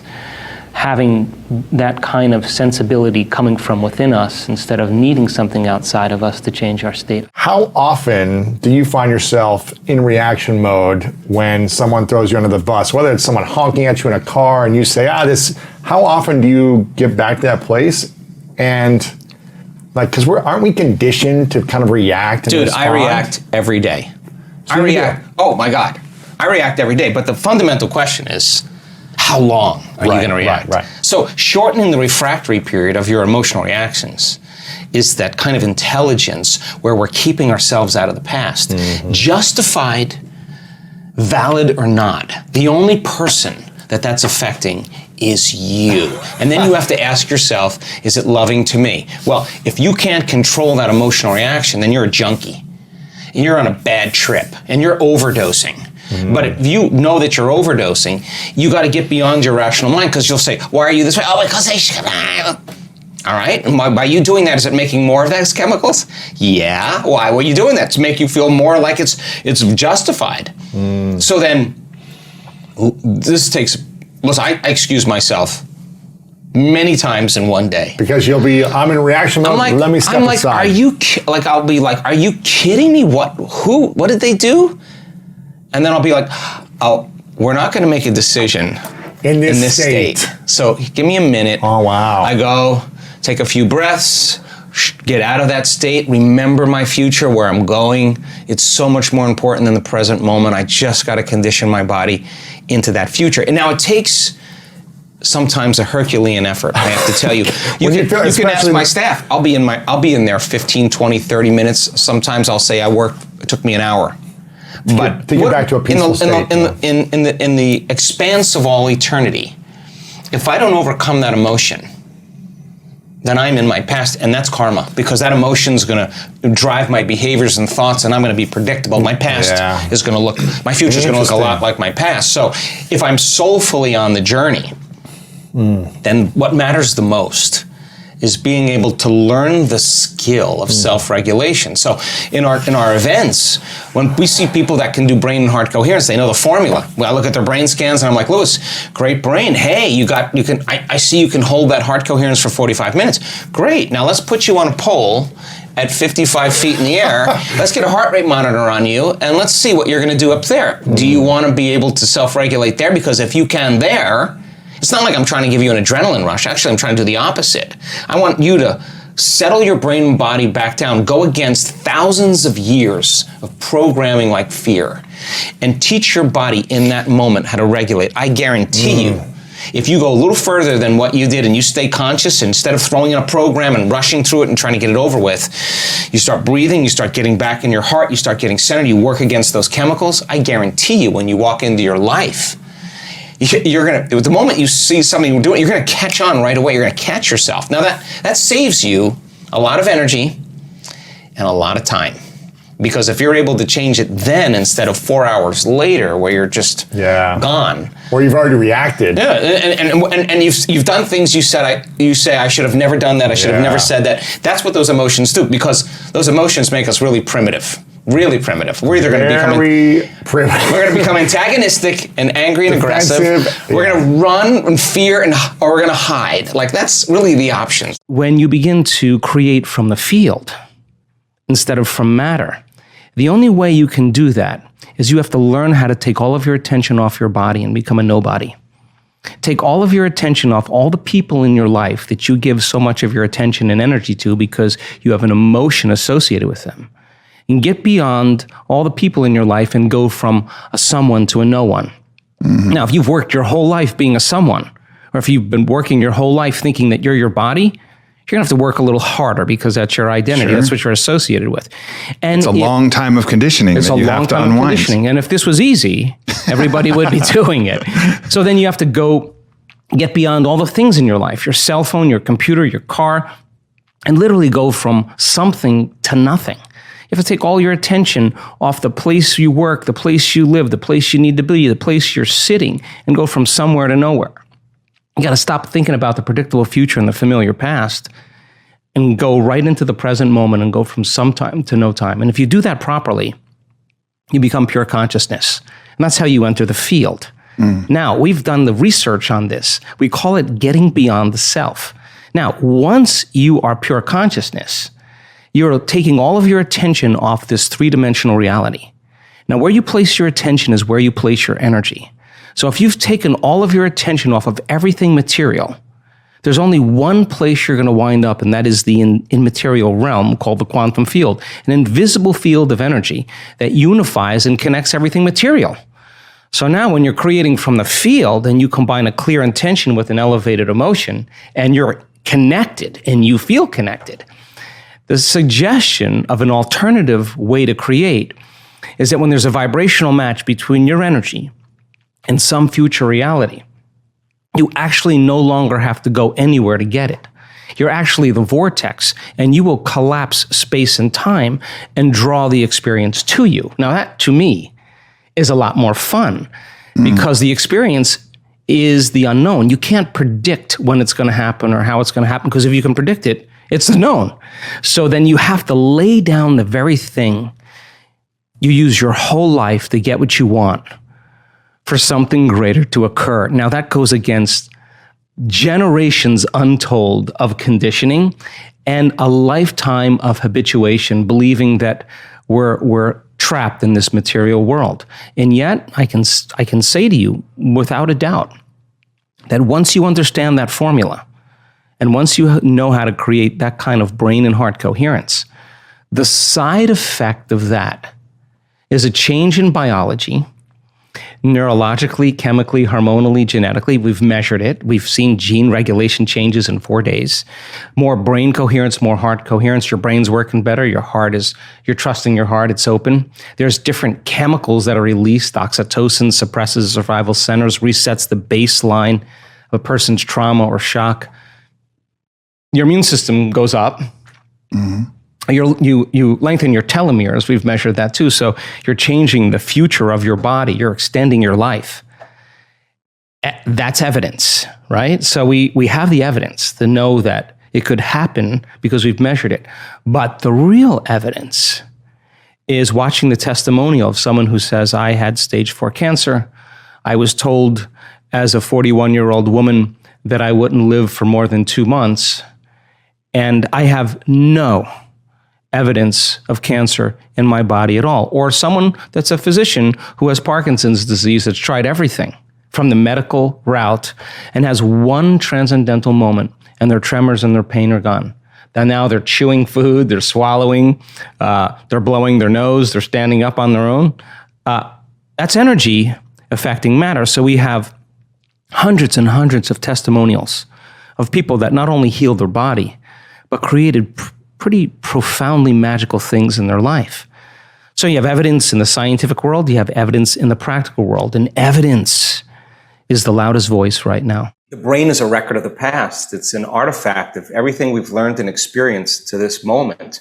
So most people wake up in the morning and they think about their problems, and their problems are memories that are etched in their brain that are connected to certain people and certain problems at certain times and certain places. And the moment they start thinking of their problems, they're thinking in the past. The challenge is that every one of those problems has an emotion associated with it, and emotions really are a record of the past. So the moment you feel unhappy, the moment you feel suffering, the moment you feel fear, now your body's in the past. So it's the thought being the language of the brain and the feeling being the language of the body, and how we think and how we feel creates our state of being. So many people reaffirm their state of being completely by the past. And so it only takes a thought and a feeling, an image and emotion, a stimulus and response to start the conditioning process. So we start to condition the brain and body, hardwire the brain, condition the body emotionally into the past. The problem is the body's so objective that it doesn't know the difference between the real life experience that's creating the emotion and the emotion we're creating by memory alone. The body's believing it's living in the same past environment 24 hours a day, 7 days a week, 365 days a year. So then the person gets up and then they run through the same routine as they always do. And in time, their body moves into a state of autopilot. Now their body is a set of programs, a habit that's dragging them into the same future based on what they did in the past. And so to change then also requires being greater than the emotions that have been conditioned into the body and the habituations that have been conditioned into the body in the predictable future. So we have to understand then that change requires not only being greater than the environment, but also being greater than our body, which is really, for the most part, been conditioned to be the mind. That's what a habit is. So then, to change then, to be greater than the body, to be greater than the environment, and be greater than time, instead of living in the familiar past, which is the known, and the predictable future, which is the known, you teach people how to settle into the present moment, and that's the unknown. And most people, that the unknown represents a very threatening place. And so when people start to do meditation, as an example, and their body starts looking for an arousal or wants to get up and do things, they think they can't meditate. But in fact, if they can settle their body back down into the present moment and lower the volume to that anger, to that frustration, to the fear, to the sadness, it's like training an animal. Now you're telling the body it's no longer the mind, that you're the mind. And our research shows there's a liberation of energy. The body starts expanding and relaxing into the present moment. Instead of getting up and checking your cell phone or doing something, and you notice that propensity, instead of responding to it and say, I can't meditate, you settle your body back down into the present moment. Now you're executing a will that's greater than the program, because most people lose their free will to a set of programs. And it's the act of doing this, to be greater than the conditions of our environment, to be greater than our body as the mind, and to be greater than time, that all of a sudden causes the person to start believing in themselves a little bit more. And that's when possibility starts to unfold. Let's say you've had some pretty rough experiences in your past, and those experiences cause you to feel sad and unworthy and guilty and judgmental. And you've gotten so used to feeling guilty and unworthy and judgmental that that's just feels normal to you. And then because you feel kind of victimized, then you blame people and you complain and you make excuses and you feel sorry for yourself, and that's your personality. And all of a sudden you say, today, I'm not going to do that any longer, because that's the old self. And then you start off your day and it goes really well for about 2 hours. And then all of a sudden, the moment you realize that you're no longer making the same choices as the day before, you are going to feel uncomfortable. It's going to feel unfamiliar. It's going to be uncertain. There's going to be some unpredictability. And we now know that people would rather hold on to their guilt and unworthiness than to step into the unknown, because at least they can feel something. And so the moment you stop making the same choices that you always make, get ready, because it's going to be uncomfortable. And that's the moment you're heading towards the new self. And we call it stepping into the river of change. But now, remember, 95% of who you are is your body as the mind. You know, you've done something enough times that your body does it better than your brain. So you may actually complain unconsciously, because your body does it all the time. And all of a sudden you say, no complaining, no more blaming, no more feeling sorry for myself, no more talking about other people, I'm going to stop. You know what happens, don't you? The body starts sending signals to the brain. The body's been conditioned that way. And all of a sudden you start hearing the thoughts in your head that say, why don't you start tomorrow? Tomorrow's a better day. This is too hard for me, I can't change. Something's wrong with me, it's my mother's fault. It's my ex-husband's fault. It's my ex-wife's fault. I'm this way because of this event. Or the most important one, this doesn't feel right. And the moment you respond to that thought as if it's true, that thought leads to the same choice, which leads to the same behavior, that creates the same experience, that produces the same emotion, and the person says, this feels right. That feels familiar. Going from the old self to the new self, stepping into that void, stepping into that uncertainty, is the biological, the neurological, the chemical, the hormonal, genetic death of the old self. And people will say to us, well, in that unknown, I can't predict my life or my future. And we always say the same thing to them. The best way to predict your future is to create it, not from the known, but from the unknown. And when you and I get comfortable in the place of the unknown, that's where the magic happens. And it never happens in the known. I think it's more important to have fun. I play with this, like, it's not that you react. I mean, we all react. The question is how long? Yeah, that's the key. So like, learning how to shorten the refractory period of your emotional responses is worth more than all the gold in the world. Mm-hmm. Because if you can't control your emotional reactions to conditions in your life, they turn into moods. Those are one long emotion into temperaments and ultimately personality. And so then learning how to do that and catching yourself is the learning process. And that's so important for a perfectionist to see it as like, hey, I did pretty good. I fell off the horse. I got back on. Not a big deal. I'm going to keep going. Yeah. The person who says, "Oh, I failed. I'm not good at this. I'm going to get sick again." That's a huge default, and that's kind of talking ourselves out of change. It's so important for us to realize that this is a very intense process. It takes an enormous amount of awareness, an enormous amount of energy to master yourself in that moment, because valid, justified, or not, the only person that it's hurting is you.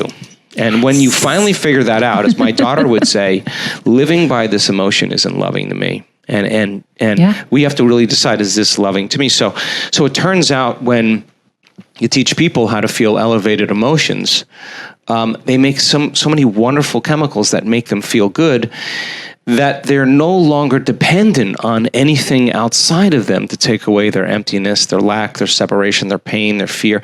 They're actually learning how to do it without any exogenous substance, without anything outside of them, without any scrolling through anything. This feels way better than any of that. Now, that's the moment where we're all of a sudden free from our environment, and people self-regulate. And when that happens, their health gets better. They have a headache, it improves. They have pain, it changes. They learn that they can do it by thought alone. How valuable is that? I don't know. If we could teach our kids that, it would be amazing. That sounds really easy, but when it comes down to feeling gratitude before the experience, most people go, yeah, I gotta go. Didn't really feel it, But the person who says, I'm not getting up, I'm just not going to get up until I open my heart to life. Now, to me, that's a willingness. So then as they trade guilt and suffering for joy and freedom and inspiration and a love for life, and they're doing it without relying on anything outside of them, they're going to be more prone to no longer need anything outside of them to make them feel that way. They're going to feel that way naturally. And then everybody's going to be really suspicious, like, he changed his medication. Ooh, he's doing something. He's not telling me. You're going to show up unpredictable in your life. And that's when we begin to become outstanding or supernatural or extraordinary. But you can't take any of that with you to become someone else. And if someone says to me, well, I really can't do it because I've had this experience 22 years ago or 30 years ago, I'm going to say to you, that event had such a strong emotion that you haven't changed since that experience. And forget about the experience. Just overcome the emotion, because the memory without the emotional charge is called wisdom. And that's why we're here. So then you can look back at the past and you can say, wow, I learned something really great. I'd never do that again. And by the way, when the experience finally lands in your lap and you prove to yourself how powerful you really are, that you created something by thought alone, and that event comes in a way that you never expected, that surprises you and leaves no doubt that what you were doing inside of you produced an effect outside of you, and you are exuberant and you feel worthy of life and feel grateful to be alive, that you are in love with the moment, you will look back at your entire past in that moment, I swear, and you will not want to change one thing in your past because it got you to that present moment. And that's when it was all worth it. That's when it all makes sense.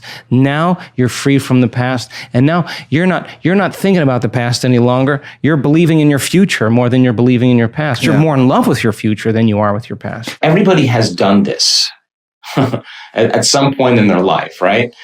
Where they have to catch the thought. They have to catch how they speak, the act. They have to notice, ooh, this is that weird feeling again. I'm not going to just stay in this feeling. Can I change it, right? So then, if you remind yourself every single day of who you no longer want to be before you start your day, become conscious of your unconscious self, so conscious that you don't go unconscious in your waking day. The next fundamental question is, if your personality creates your personal reality, what thoughts do I want to fire and wire in my brain? And with attention, with presence and intention, energy, begin to fire and wire that thought. If you can fire and wire that thought, you start installing the neurological hardware in your brain. Keep doing it, and it starts acting like a software program. It becomes more automatic. That's the new voice in your head that says you can, it's possible, or whatever. And then, how are you going to behave in the Zoom meeting? How are you going to behave with your children? How are you going to behave with your ex? How are you going to be today when you open your eyes? Now, here's the cool part, and you know this. The act of closing your eyes and mentally rehearsing who you're going to be, planning your actions in the day. Mental rehearsal shows that you could actually install the neurological hardware in your brain to look like you already did it or it already happened. Now the brain's no longer a record of the past. It now becomes a map to the future. Okay, we've all rehearsed something in our life and our minds over and over again. Keep doing it, keep rehearsing it, keep reviewing it, and it'll start to become more automatic. And you could actually program a person then to behave as a happy person. No magic there. You installed the circuits. Now here's the hardest part. Can you teach your body emotionally what that future would feel like before it happens? In other words, don't wait for your healing to feel gratitude. Don't wait for your new relationship to feel love. Don't wait for the mystical moment to feel awe. That's kind of the old model of reality of cause and effect. Let's wait for something out there to happen to take away this emptiness, this guilt, this lack, this suffering, whatever. What if I could condition my body emotionally into the future? So then we started studying not only brain coherence, but we started studying heart coherence. Could a person trade resentment and watch their heartbeat in a really irregular fashion to a more coherent fashion where when they're feeling gratitude, when they're feeling inspiration, when they're feeling love, could they practice that enough times, so much so that they can condition their body into the emotion of the future? Now, here's the cool part about that. Our research shows you could absolutely do that and do it so well that you feel like the future that you're in wanting to experience has already happened. And when it feels like it's already happened, you feel less separate from it, which means you're no longer looking for it. Why would you look for it if you feel like it's already happened? Now, to become familiar with the old self and then fire and wire and condition the body emotionally and chemically and become familiar with the new self, if you're truly in the experiment of life and I truly change my personality, there should be some evidence in my world that there's been some change, either in my body and in my life and in some way. And literally, their biology changes. Their immune system changes. We've isolated thousands of metabolites that show that there's a flourishing going on in the body. The body's responding. It's believing emotionally that it's living in a different environment. That's the key. Your personality creates your personal reality. And your personality is made up of how you think, how you act, and how you feel. So the present personality who's listening to this little video has created the present personal reality called your life. Which means then, if you wanted to create a new personal reality, a new life, you would have to change your personality.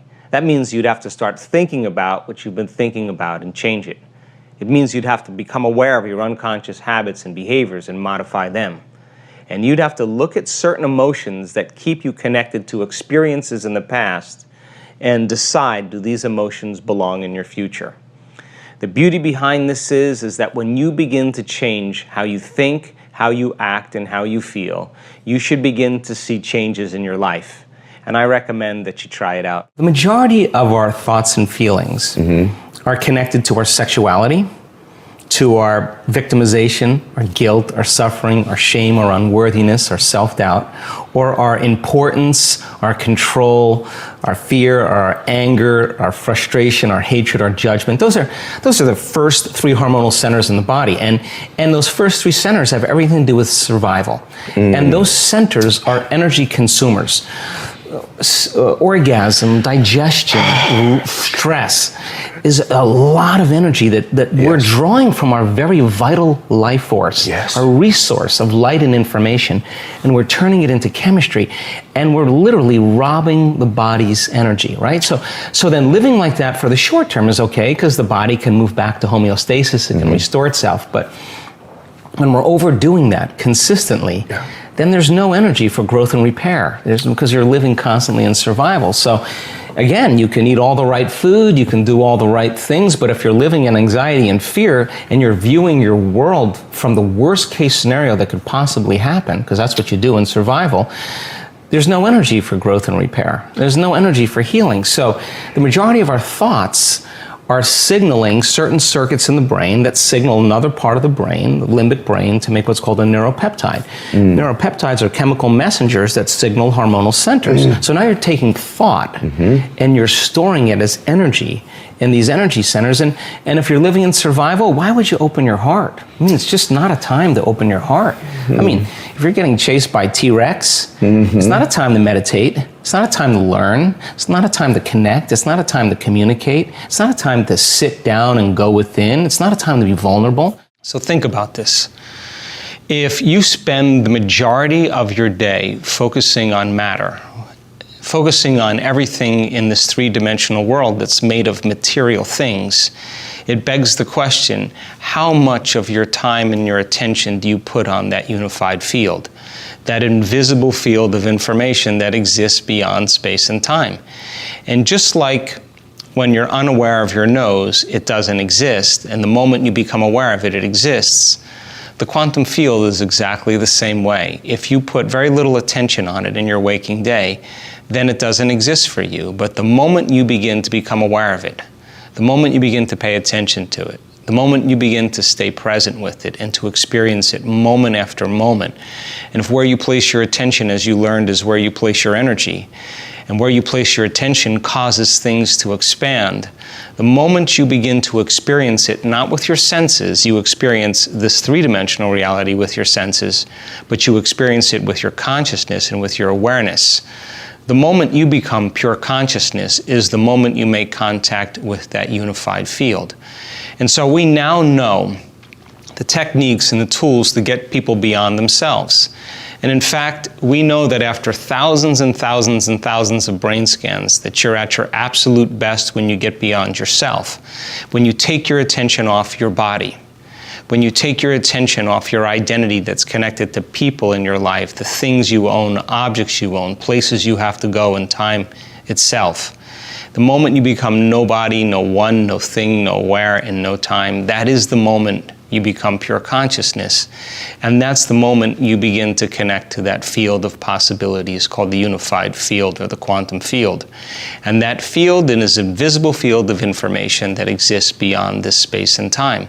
And independent of the color of your skin, your gender, your diet, your sexual preference, independent of your profession, your class, independent of all those things that create separation, that every human being has access to it. I believe that if you can get two out of those three in order, if there's physical stress, emotional stress, and chemical stress, then there's got to be physical balance, chemical balance, and emotional balance. So let's just say you take all your vitamins, you take your drugs, you do your Pilates, you do your core power, you get massage, acupuncture, chiropractic, you run, do all the things, but you're still in a toxic environment where you're responding and reacting to the same conditions emotionally. Well, your body is going to stay in the past because the emotion is keeping you connected to the past. So what happens then, this happens numerous times in the people that do come to our work, the chemo didn't work.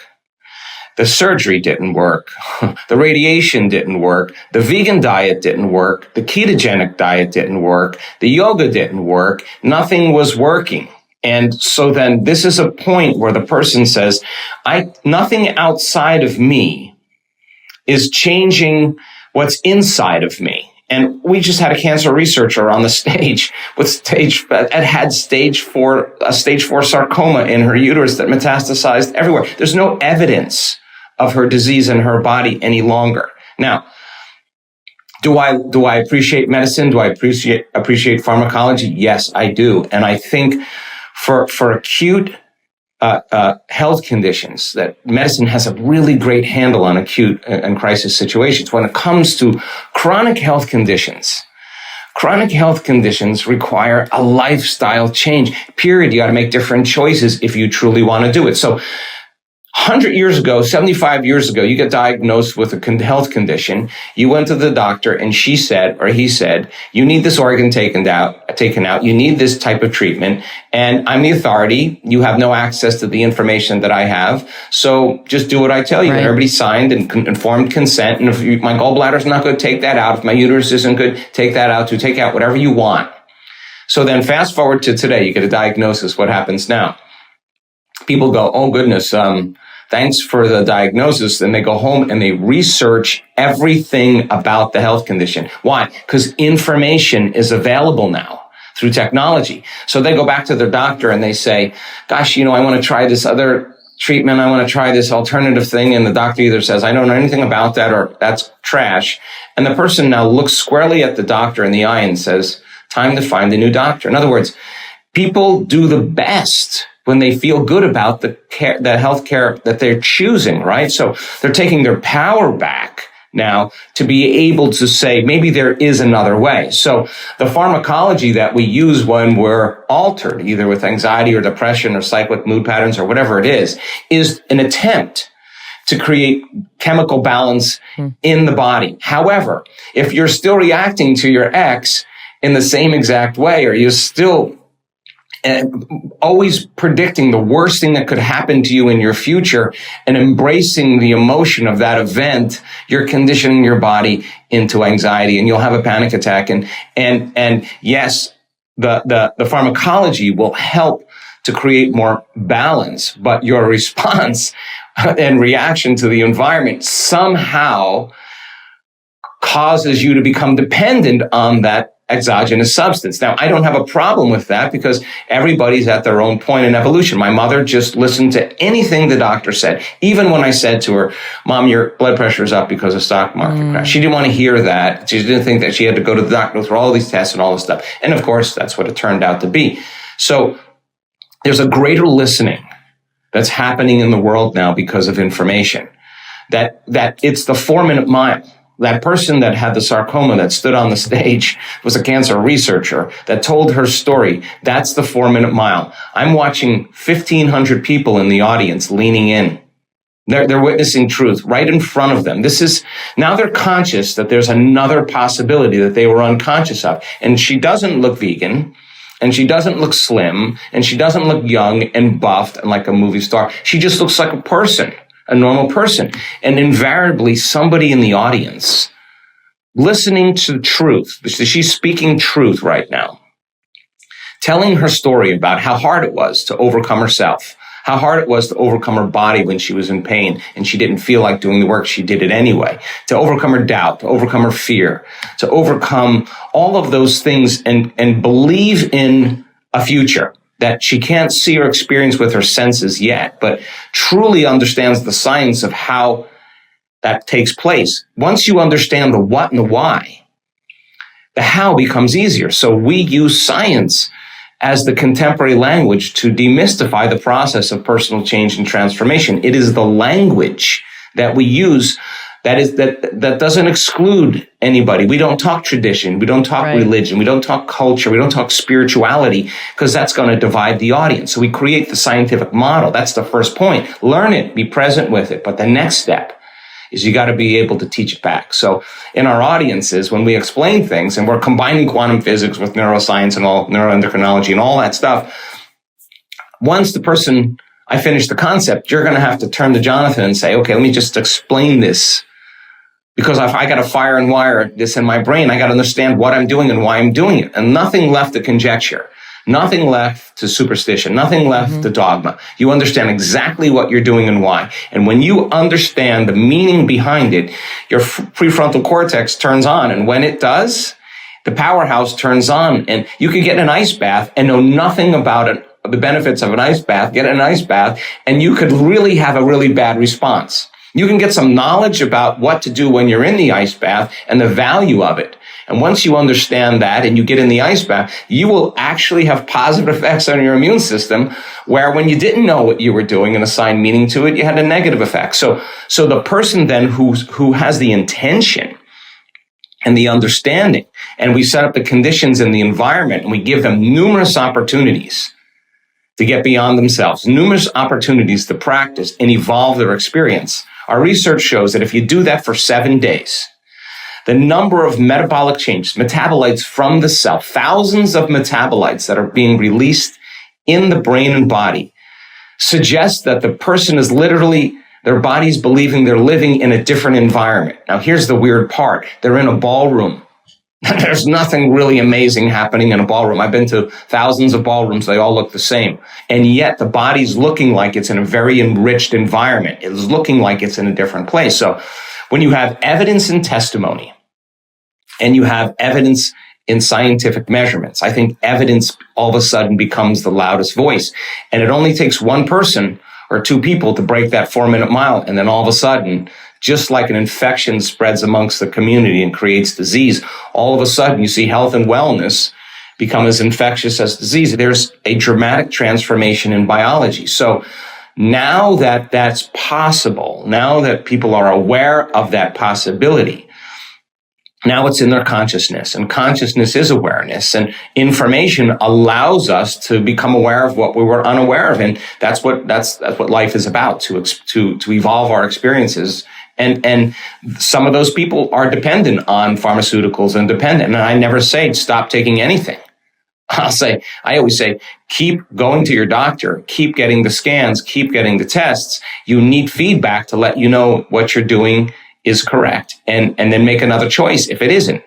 But a lot of people actually cross that river and wind up on the other side. And those are the people that we're studying, because their blood is rich with a lot of information that suggests that there's a very different experience going on inwardly. If you keep firing and wiring the same thoughts in your mind that are related to complaining and blaming and making excuses and feeling sorry for yourself and judging other people, nerve cells that fire together, wire together, you'll develop a very, very complex neurological network that you installed, and keep doing it. It becomes so automatic, it becomes unconscious. Those thoughts, for the most part, are slipping by people's awareness unnoticed, unchecked. And every thought has a chemical associated with it. So the moment the person begins to review the problems in their life, and those problems are connected to certain people and certain objects and certain conditions at certain times and places, the moment they start thinking of their problems, they're thinking in the past, because the brain literally is a record of the past. And every one of those problems has an emotion associated with it. So the moment they recall the problem, they feel the emotion of sadness or guilt or shame or unworthiness. Now the body's in the past. So then, if you begin to weigh the number of times people unconsciously do that in their waking day, they may have the best visualization, meditation, rehearsal in the morning and start out with really good intentions. But that's 45 minutes or a half an hour weighed against the other 16 or 15 hours of their day where they're back to their old self. And so the thinking positively have no effect on the body, because it's a small portion of what the person is doing on a regular basis. So the process of change, there's an equal component of unlearning. There's an equal component of becoming conscious of your unconscious thoughts, becoming aware of your automatic habits and behaviors, even how you speak, and sensing and noticing the emotions that you feel that have become so familiar to you on a regular basis that it feels like you. And the moment you stop doing that, you got to get ready, because it's going to feel uncomfortable. It's going to feel unfamiliar. It's not going to feel like you anymore. And many people will go back to suffering and complaining because at least they know how they feel. They were back in the known. So this is such an important concept, because this explains why people, when they do the work and they don't notice the results, they get up from their meditations believing in their future less, instead of doing their meditations and getting up and believing in their future more, right? And so the reality is, yes, it takes equal amount of firing and wiring and equal amount of emotional conditioning to condition the body to the future.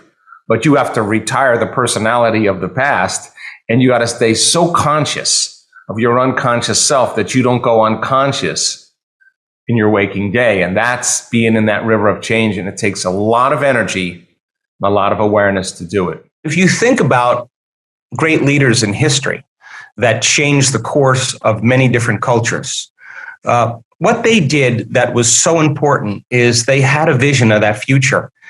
And they were able to have other people come out of their resting emotional state and begin to see that vision that they were seeing and move them into an elevated emotional state. And when they changed their energy, those people could share that same vision.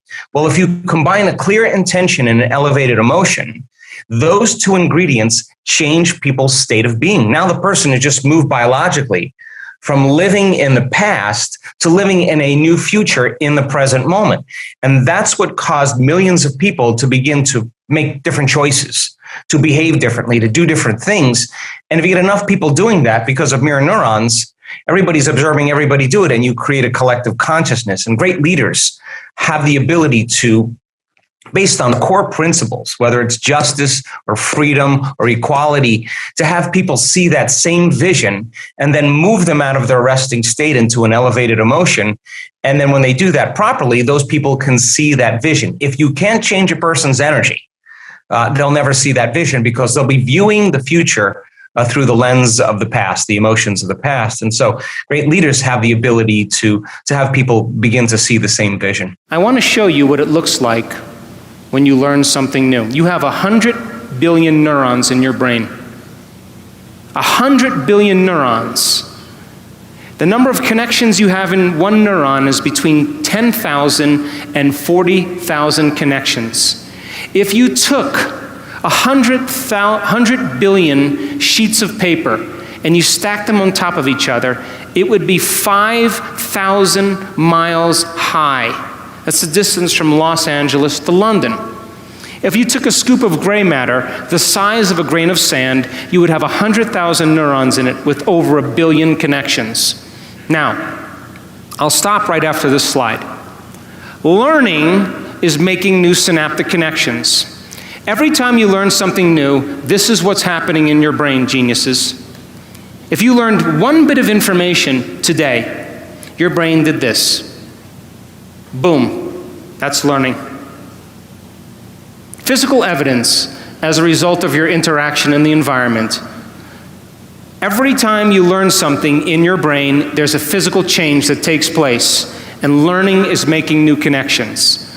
Are you with me? This is how fast it happens, too. That's learning. If you learn anything this week, you've made a footprint. If learning is making new synaptic connections, then if you keep firing the same thoughts over and over again, you're going to wire them in your brain. So then if learning is making new synaptic connections, then remembering is maintaining them. And all of a sudden, they develop a long-term relationship. And just like any relationship, the more you communicate, the more they connect. And neurons are exactly the same way. Now, as you begin to learn information, neurons tend to assemble themselves into networks, or what's called neural networks. And neural networks are just gangs of neurons that have fired and wired together to form a community of neurosynaptic connections that's related to a thought, a skill, a habit, a behavior, a concept. And neural networks are automatic programs. You have a neural network to brush your teeth, to put on makeup, to speak a language, to walk. All of a sudden, those neurons then form a hardware circuitry, but if you keep repeating it, the hardware becomes a software program and it becomes automatic. People think that they want certain things because they're experiencing lack. And so they have to go about becoming the very person. So then if we reframe it and you say, oh, I really want to be wealthy, I want all my needs met, and I'll say, really, why do you want to be wealthy? And they'll say, because I want freedom. I'd say, okay, well, let's focus on freedom. So now the person understands the sponsoring thought or the emotion. Why would you wait for your wealth to feel free? That's the Newtonian model of reality, of cause and effect, waiting for someone or something out there to take away this emptiness or lack. And what if I'm feeling this emotion is influencing certain thoughts, and how I think and feel creates my life. If I'm living in lack, I'm not going to create anything new. But if I say to you, hey, when you become that person, once you become it, then your reality is going to reorganize itself. Instead of living by cause and effect, let's teach you how to cause and effect. So then the person then is no longer interested in getting something in their environment when they realize it's about who they become. And all of a sudden now the emphasis or the interest is in becoming that person. And we have a week with those people, and I want them to walk as it, sit as it, stand as it, lay down as it. I want them to get in the habit of walking from their room to the ballroom. It's become the new habit. That's why when we do our work, we're doing sitting meditations, we're doing standing and walking meditations, we're doing lying down meditations. I want it to become a new habit. I want them to become that person. Experience enriches the brain. Now you're laying down circuits for something that has nothing to do with the material world, and that experience produces an emotion, but the emotion is not going to be guilt or shame or unworthiness or fear. The emotion is going to be ecstasy or bliss. And the stronger the emotion you feel, the more you're going to be paying attention to those pictures in your mind. And literally, you're going to begin to rewire your brain for the mystical. And when you open your eyes and you come back to your senses, you're going to see a broader spectrum of reality. You're going to begin to see what has always existed, but you didn't have the circuits in place to experience them, because we don't see things how they are. We see things how we are. So now the person all of a sudden opens their eyes, and I've had this happen. You see colors and light like you've never seen before. You hear. Everything's melodious. Everything's unified. It's the smell, the taste, the feeling of everything is just enhanced. And we're here in three-dimensional reality for that. I mean, we're here to really experience life fully. I mean, that's why I'm here. That I'm not going to be guilty. I'm not going to be sad. I mean, how many times have we done that? I mean, that mystical moment, when you have that experience and you begin to perceive in a whole different way, and you connect it to that intelligence, you will see that energy, that intelligence in every human being, in everything around you, and you'll feel more connected and less separate. And I think that's why we're here. 86% of the people in the Western world, the first thing they do when they wake up in the morning is grab their cell phone. That's almost 9 out of 10 people. So more than likely, there's a good percentage of people that are watching this podcast or listening to it that do that.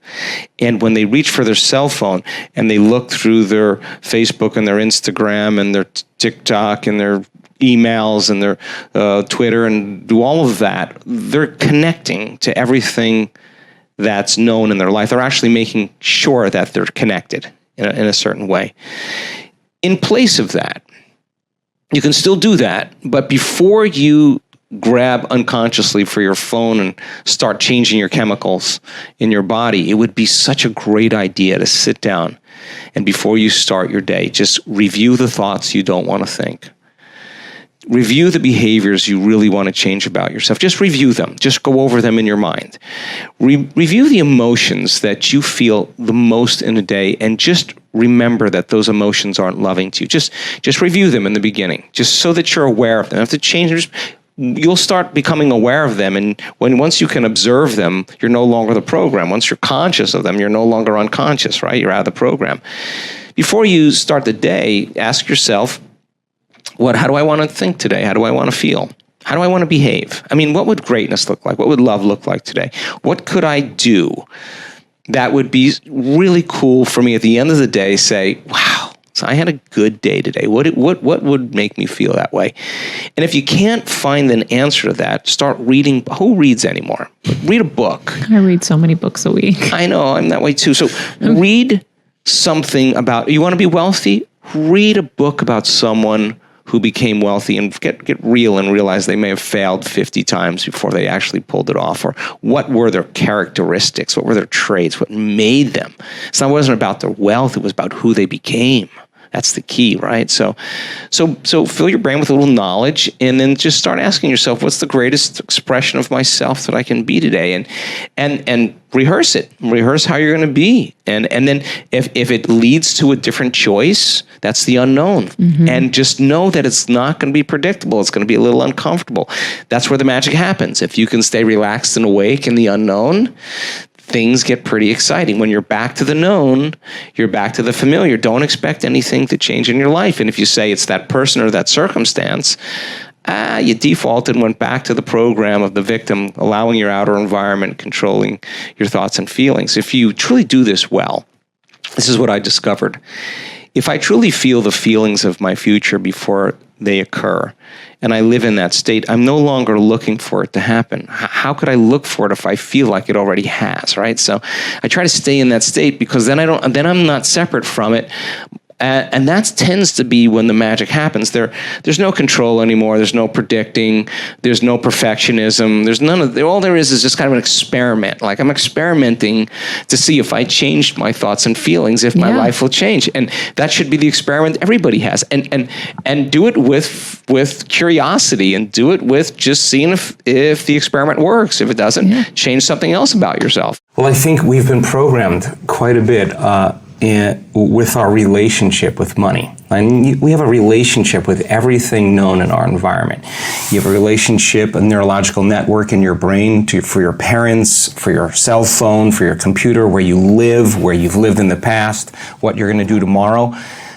For the most part, the brain is a reflection of everything that we know, right? So along with that is our relationship with money. And I feel like I have a really good relationship with money, because I work on having a really good relationship with everything in my life. Did you always have a good relationship with money? I think so. I think so. I've never really lived in lack. That just wasn't part of it. Even when I went to college and I had to take out student loans and stuff, I always figured out a way to always be a little bit ahead of the curve.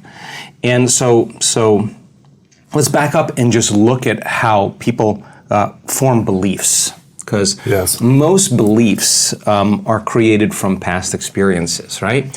So children, when they're in their early ages, their brainwaves are very slow. Like, their brainwaves are in alpha when they're like 7 to 12. They're in theta when they're like 2 to 6 years old, and they're in delta like when they're newborn to 2 years old. And so these brainwave states are states that were really suggestible to information.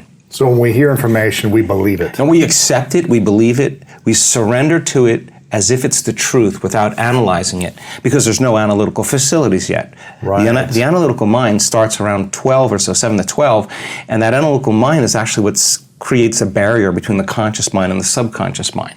So before 12, roughly, what we see, how we model our parents' behavior, what they say to us. It's all being programmed subconsciously, right? And so that's really, really important, because if you heard money is the root of all evil, money is bad, only certain people are allowed to make money, you have to work hard to make money, this is how you got to do it. And that becomes the foundation subconsciously. Recording an audio file. You just keep recording that audio file, it becomes a subconscious program, right? So a lot of people have a relationship with money based on either what they've been told or what they've experienced in their outer environment, right? So then we gain information from our environment, and the stronger the emotion we feel from experiences in our lives, the more altered we feel inside of us, the more the brain freezes a frame and takes a picture. And that snapshot is called the memory. So, based on an emotion. Based on an emotion. The emotion alters our internal state. So you're going along as Lewis, feeling really good, and all of a sudden you have this trauma, you have this crisis, you have this shock, and all of a sudden you have this dramatic change in your internal state, and your senses get heightened, and then you freeze the frame and you associate this internal state with whatever it is that's causing it, right? And that's how we create long-term memories. What's emerging in the world now because of information is teaching people that there are other possibilities that they were unconscious to. And you don't need an authority any longer. You don't need a priest. You don't need a governor. You don't need a teacher. You don't need a doctor to gain information any longer. Information is available. But the question is, what will you do with it? So if you give people sound scientific information, and science is the language of mysticism, and you combine quantum physics with neuroscience and neuroendocrinology and psychoneuroimmunology and epigenetics and electromagnetism, and make it simple.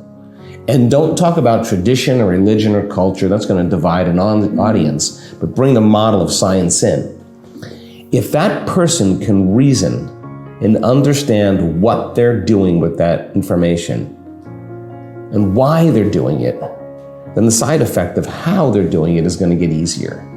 And now the application becomes essential. So what we're seeing is this emergent consciousness where people are taking their power back and not relying on anyone or anything for their own personal change or transformation. And I think that when you get enough people doing it, emergence in biology is a group of birds all moving in the same direction, of a school of fish all moving. The appearance is a larger organism. They're behaving in the exact same way. There's no leader. When you study that in biology, everybody's leading. Yeah. So how are we going to change the world? It's not one person, not one consciousness. It's a collective consciousness. And the research says that collective networks of observers determine reality. Get enough people believing in possibility, sooner or later, someone's going to run into that experience. And you need one. And once you know it's possible, then other people will start doing it as well, just like the 4-minute mile. So in the world right now, I think we're seeing a breaking down of so many conventions, whether it's religion or medicine or the environment or journalism. Everything's falling apart right now because it can't sustain itself, because no organisms in nature live in this kind of abusive competition. Organisms survive in cooperation and connection and communion. Keep people in fear, keep them angry, keep them in pain, keep them all those survival emotions. You'll never have community. You bring people into an elevated emotional state, something innate in the human species says we're empathic to one another, and we celebrate one another. We want to get along with one another. We want to cooperate. We want to resolve issues together. That's who we are when we're not living in stress and survival. The hormones of stress push the genetic buttons that create disease. If you can turn on the stress response just by thought alone, your thoughts could make you sick.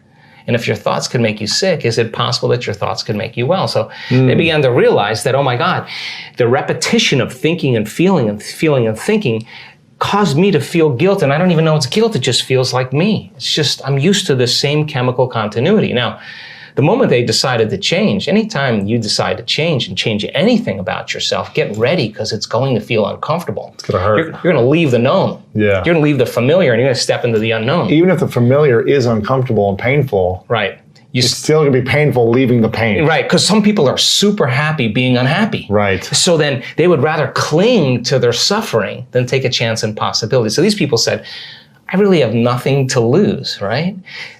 So then they said, I'm willing to be uncomfortable and be in the unknown. And it turns out that's the perfect place to create from. So when the body is conditioned to become the mind, then to change is to be greater than the body, right? Because how do we become greater than the body? Well, that's a whole nother conversation. But let me finish this, yes. Okay?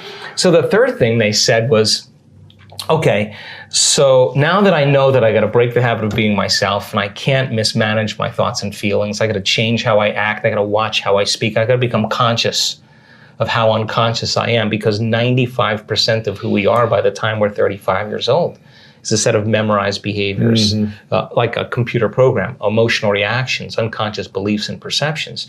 So the first step to change is to become conscious of how you think, to notice how you act, to pay attention to how you feel. And the act of observing those states of mind and body separates you from that program. Now you're the consciousness observing that program. And it turns out the more conscious you become of how unconscious you are, lighting a match in a dark place, that first step creates enormous amounts of chaos in the brain and body. And it's disturbing, so people just go back to the same addiction, the same emotion, the same problem. This feels better. No, that feels familiar. So they said, okay, now I got to change. I got to reinvent myself. Now this is really important because they started sitting down and thinking, okay, who in history do I admire? Who are great people, role models that I could follow? What are the qualities and characteristics that they have? How am I going to change? These are what we call frontal lobe questions. The creative center of the brain switches on and the emotional center settles down. So then they started thinking, how would I have to be in a new life if I was really going to heal? What would I have to change about myself? Now, there's this interesting phenomenon that if you close your eyes and you begin to think about doing something, you're an athlete, you understand this. If you're a background in football and you were running a pattern or you were doing something, you would rehearse it in your mind. Yeah. Turns out that the act of mentally rehearsing something when you're truly present, your brain does not know the difference between what's going on out there and what's going on in here. In fact, your brain will begin to look like you've been doing it for the last 5 days and you've never run the course. So now your brain is no longer a record of the past, because typically it is. Now it's a map to the future. So now you're priming your brain. So that became the very platform. Experiments with piano players. You take a group of people that never played the piano before. You divide them into 2 different categories. I take one group of people, you teach them one-handed scales and chords. You do a brain scan on them. They come and practice for 2 hours a day for 5 days. At the end of 5 days, if you rescan the brain, they grow new circuits on the opposite side of the brain. Nothing magical there. You learn something new. Learning's making new connections. Get some instruction. You get instruction. You get your body involved. Get your body involved. You're going to have an experience. Experience enriches the brain. Pay attention to what you're doing. You got to pay attention and repeat it, firing and wiring. You're going to assemble new circuits. You can take the other group of people, have them come for 2 hours a day for 5 days, do a brain scan before, the brain scan after. Have them close their eyes and mentally rehearse playing those scales and chords. At the end of 5 days, they'll grow the same amount of circuits in their brain as the people who actually physically demonstrated the action. What does that mean? It means not only do they change their brain by thinking differently, but their brain looks like they've been playing the piano for 5 days. Now set them in front of a piano. Never played the piano before. They'll play those scales and chords because their brain is wired to play it. So now, the act of rehearsing who they're going to be, what are the qualities, and beginning to get in this creative state, began to lay down the circuits of a new personality. And a new personality is connected to a new personal reality. So the next question is, does that change the body? Take a group of men, have them do one-handed curls in their mind, and bring an emotional component like stronger, harder, more intense, 1 hour a day for 2 weeks. At the end of 2 weeks, 13.5 increase in muscle strength. Never lifted a weight. Now their body is changing by thought alone.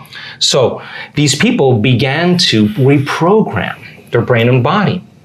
And all of a sudden, they began to act differently. Why? Because they installed the circuits. They began to think differently, of course. They began to feel differently. They were no longer feeling pain. They're actually liking themselves, right?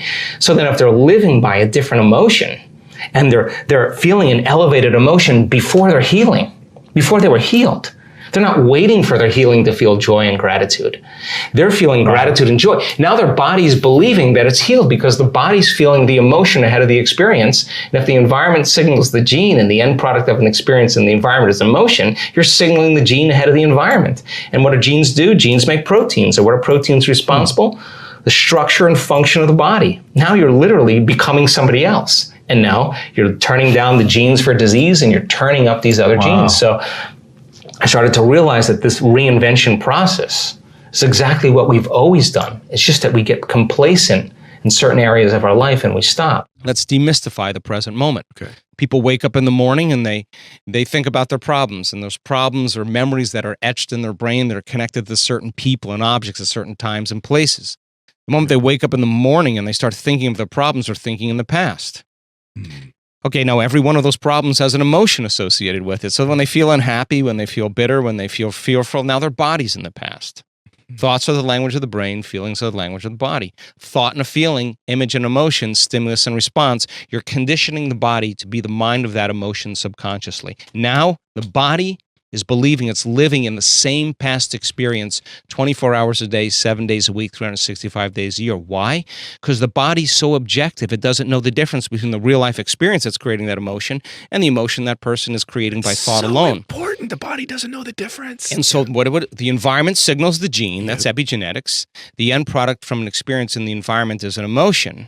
The person's signaling the same genes in the same way, and genes make proteins, and proteins are responsible for the structure and function of your body, and the expression of proteins is the expression of life. And now the person is actually headed for a genetic destiny. And when people labor for the present moment, and they take their attention off of their body, off of all the people in their life, all of the objects they own, their cell phone, their computer, their car, their house, they're no longer identifying with where they're sitting, where they need to be, where they live, where they've lived in the past, where they need to go. And they're not thinking about the predictable future or the familiar past.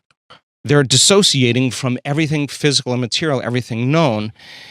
That is the exact moment we call getting beyond yourself. Okay? Now, when we're in that place then, at the beginning, it's uncomfortable because survival is the unknown. You have better chances of survival and running from the unknown, but that unknown is the perfect place to create from. So in the process, no different than any rehab.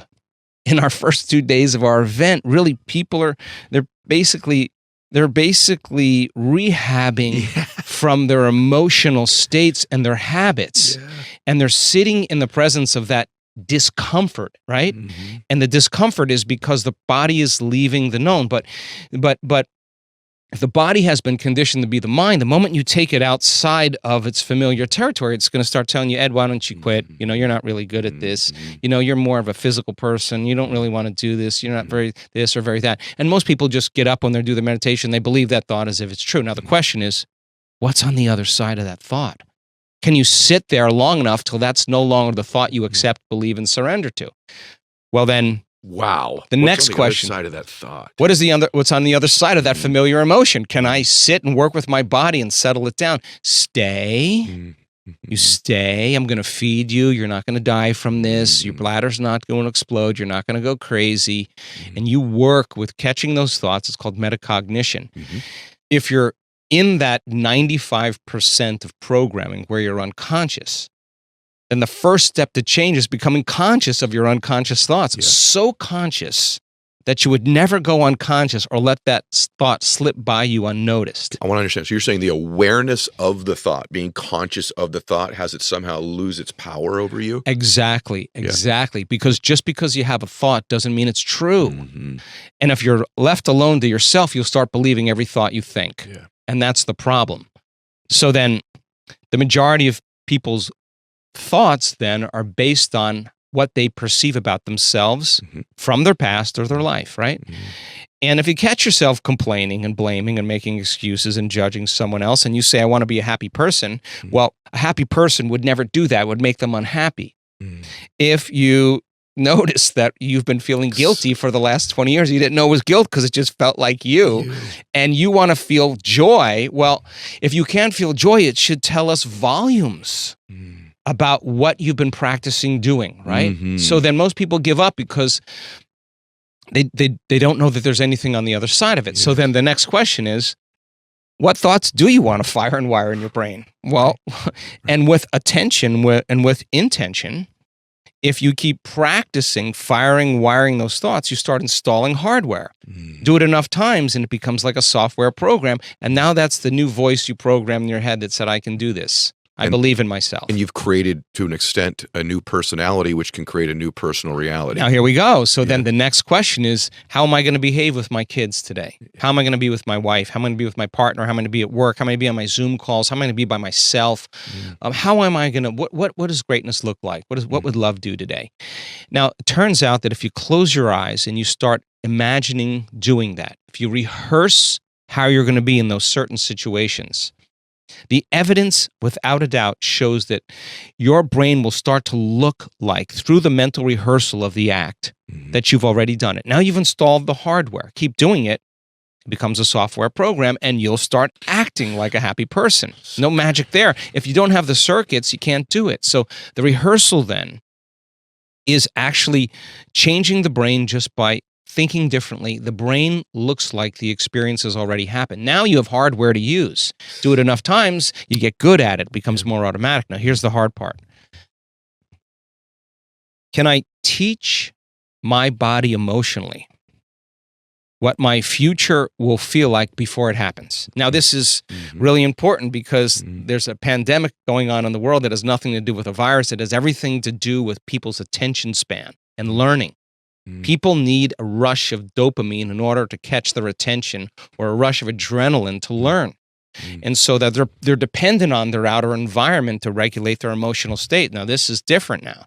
Now, I'm going to say to you, get in that beautiful heart of yours, and I want you to feel gratitude for the event before it occurs. Well, I can't feel it because it hasn't happened yet. Yeah, that's the conditioning. That's the hypnosis. It's kind of crazy. I think one of the most important things is it's so much easier to forget this information than to remember it. Even me, I have to say to myself, okay, Joe Dispenza, what do you know? And take a moment and just set down my cell phone and disconnect from everything and really have a thought, and keep reconstructing the model in my mind. It's so important to do that, because if we understand the what and the why, and the how gets easier, then we assign more meaning and more belief and more intention behind it. And if you have to say, okay, if I'm living by these emotions that are familiar to me, then I'm signaling the same genes in the same way. Okay, now I have to be conscious of not feeling that way, and you have to make a different choice. And the hardest part about change is not making the same choice as you did the day before, because the moment you decide to do something differently and make a new choice, it's going to be uncomfortable. You're going to leave the known familiar world of the familiar emotions and thoughts and behaviors. And the body, is the unconscious mind, is going to want to return back to what it knows, because we trained it that way. So it's a retraining process. So if the person says, okay, if I can marry a clear intention, I got to work on getting my brain more coherent. Okay, they got that in the formula. That'll be a good signal out. If I can slow my brain waves down, I can learn how to do that. I can get beyond my thinking analytical mind. I can enter the operating system of my autonomic nervous system, program that. Okay. If I can combine it with an elevated emotion, really practice trading that suffering or that pain for something else. Yeah, it may take me a little bit to feel that emotion, but I think if I keep working at it, I'll begin to change my emotional state. When I feel that emotional state, I'm not going to be thinking about the past. I'm going to be thinking about the future. So the thought and the feeling, the stimulus and response, the image and the emotion, is conditioning the body emotionally into the future. So the person says, okay, he said, or I read, or someone else said, the environment signals the gene. Okay, let me write that down. Environment signals the gene. Okay, I got to remember that. The end product of an experience in the environment is the emotion. Okay, if I'm feeling gratitude, and gratitude's emotional signature means I've just received something favorable or something wonderful just happened to me. If I can feel the emotion of gratitude before the event occurs, then my body would be so objective that it's living in that future. I would begin to change my gene expression. And the stronger the emotion I feel, the more I'm going to pay attention to the picture in my mind, and I'm going to be remembering my future. My brain and body are going to look like the event has already occurred before it happened. And if genes make proteins, and proteins are responsible for the structure and function of my body, and the expression of proteins is the expression of life, then I'm going to keep signaling these. I'm going to keep knocking on the door every day. And I don't care if my life is falling apart. I'm not going to fall to that familiar emotion. I'm not going to speak the same way. I'm not going to think the same way. What thoughts do I want to fire and wire in my brain? And with intention and attention, I'm going to keep reviewing them till it becomes an automatic thought in my head, like you can. How am I going to be today? How am I going to be with my family? How am I going to be in traffic? How am I going to be with my coworkers? How am I going to be when I'm alone? And you start rehearsing who you're going to be. The brain in the present moment doesn't know the difference between the outer world or the inner world. It's the brain, what it's imagining looks real. And if we're present, the brain looks like you already did it. You're priming the brain. It's no longer a record of the past. Now it's a map to the future. You're in place. Keep practicing that rehearsal in your mind. It's going to become automatic and you're going to start behaving like that person. Then you said, can I teach my body emotionally what this future feels like before it happens? If you could truly open your heart and truly feel that elevated emotion, if you kept practicing that, I promise you, you would feel more of that in your day and less of the other place. And meditation means to become familiar with. And how you think, how you act, and how you feel is your personality. And your personality creates your personal reality. That's the game, right? So when that occurs, then it's no longer about the past and what happened to you and the story people tell about that. They're telling a story of their future. In fact, they're more in love with their future than they are with their past. They believe in the future more than they believe in their past. And I think that when we believe in ourselves, we believe in possibilities. And when we believe in possibilities, we have to believe in ourselves. And showing up every day means you must believe it's true. When you stop showing up, then you don't believe it's true any longer. And enough people that have that kind of conviction literally step into a new body. They step into a new life. They step into a new future. And I hope that becomes the new normal. And research says that collective networks of observers determine reality. That's the latest. So we just got to make sure enough of us are observing a different reality from an elevated place of union and connection instead of separation that divides communities because of survival and stress. And that's a great way to create polarity in the world. And the union of polarity takes place in the heart, and that's where it starts. It doesn't end there. It just starts there. And when I see the heart informing the brain, I saw two students that we grabbed.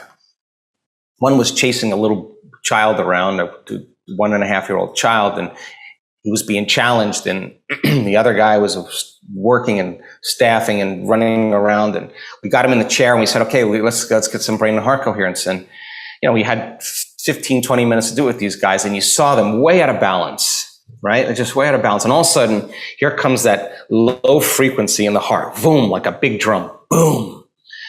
Boom. And all of a sudden, you see that low frequency, the energy in the heart that's only indigenous to the heart itself starts rising. And then all of a sudden, you see it rise, and then you see the sympathetic nervous system rise with it. So now we know they're totally relaxed. And they're totally awake and aware. The sympathetic nervous system is working for an arousal. When you see that kind of connection and you see someone be able to change that in a matter of moments, I say they should be able to do that with their eyes open at any moment. It should be such a skill. And that's when we maintain our energy and our power. A good way to see that is that everybody does it. Like everybody does that all the time. And here's the problem. All of that is fine. The problem is that they're looking through the lens of the past at reality. They're seeing their future through the lens of the past. They can't see possibility because they can't think greater than how they feel. Or feelings have become the means of thinking. And if you believe that your thoughts have anything to do with your destiny, then you're thinking in the past because those emotions are driving your thoughts, and those emotions are the familiar records of the past, right? So let me just go one step further. So that is how people reaffirm themselves every single day into a known identity. And let's just say the trauma or the betrayal or the loss or the shock or the diagnosis was a profound moment that created a strong emotion, and that person doesn't think that they have any control of regulating and changing that emotion because it's visceral, it's somatic, it's real, they feel it. And that disturbance, that known, they'd rather cling to that pain. They'd rather cling to that suffering than to take a chance and possibility to step outside the unknown. Now, the hardest part, I'm getting to time, by the way, the hardest part about all of this then is not making the same choices you did the day before. So the moment you start to realize that you complain, that you blame, that you make excuses, that you feel sorry for yourself, that you judge others, that you react emotionally to your spouse, to your ex, to your coworker, to traffic, the moment you become conscious that you're doing that and you say, I'm going to stop, Well, the body now, the servant, that is now the mind. The servant is now the master. So now the body's clinging to the known, and you say, okay, I'm not going to complain, I'm not going to suffer anymore. You make a different choice, and the body says, well, wait a second, Jonathan, you've been doing that for 30 years. So you just, what? So the body starts influencing the mind. It starts sending signals back to the brain and says, you can't do this. It's too hard. Start tomorrow. It's your mother's fault. It's your culture's fault. It's this. It's your past. And if you accept, believe, and surrender to that thought as if it's true without really having a critical analysis of it, it slips right by your conscious mind, and it causes you to make the same choice that leads to the same behavior that will reproduce the same experience. And there you are on the couch feeling the same emotion, and you say, this feels right. Well, no, that feels familiar, right? So that's how people live in the known. They live in the past. So the predictable future then is everybody gets up in routine and they're on autopilot and they run through a series of automatic behaviors.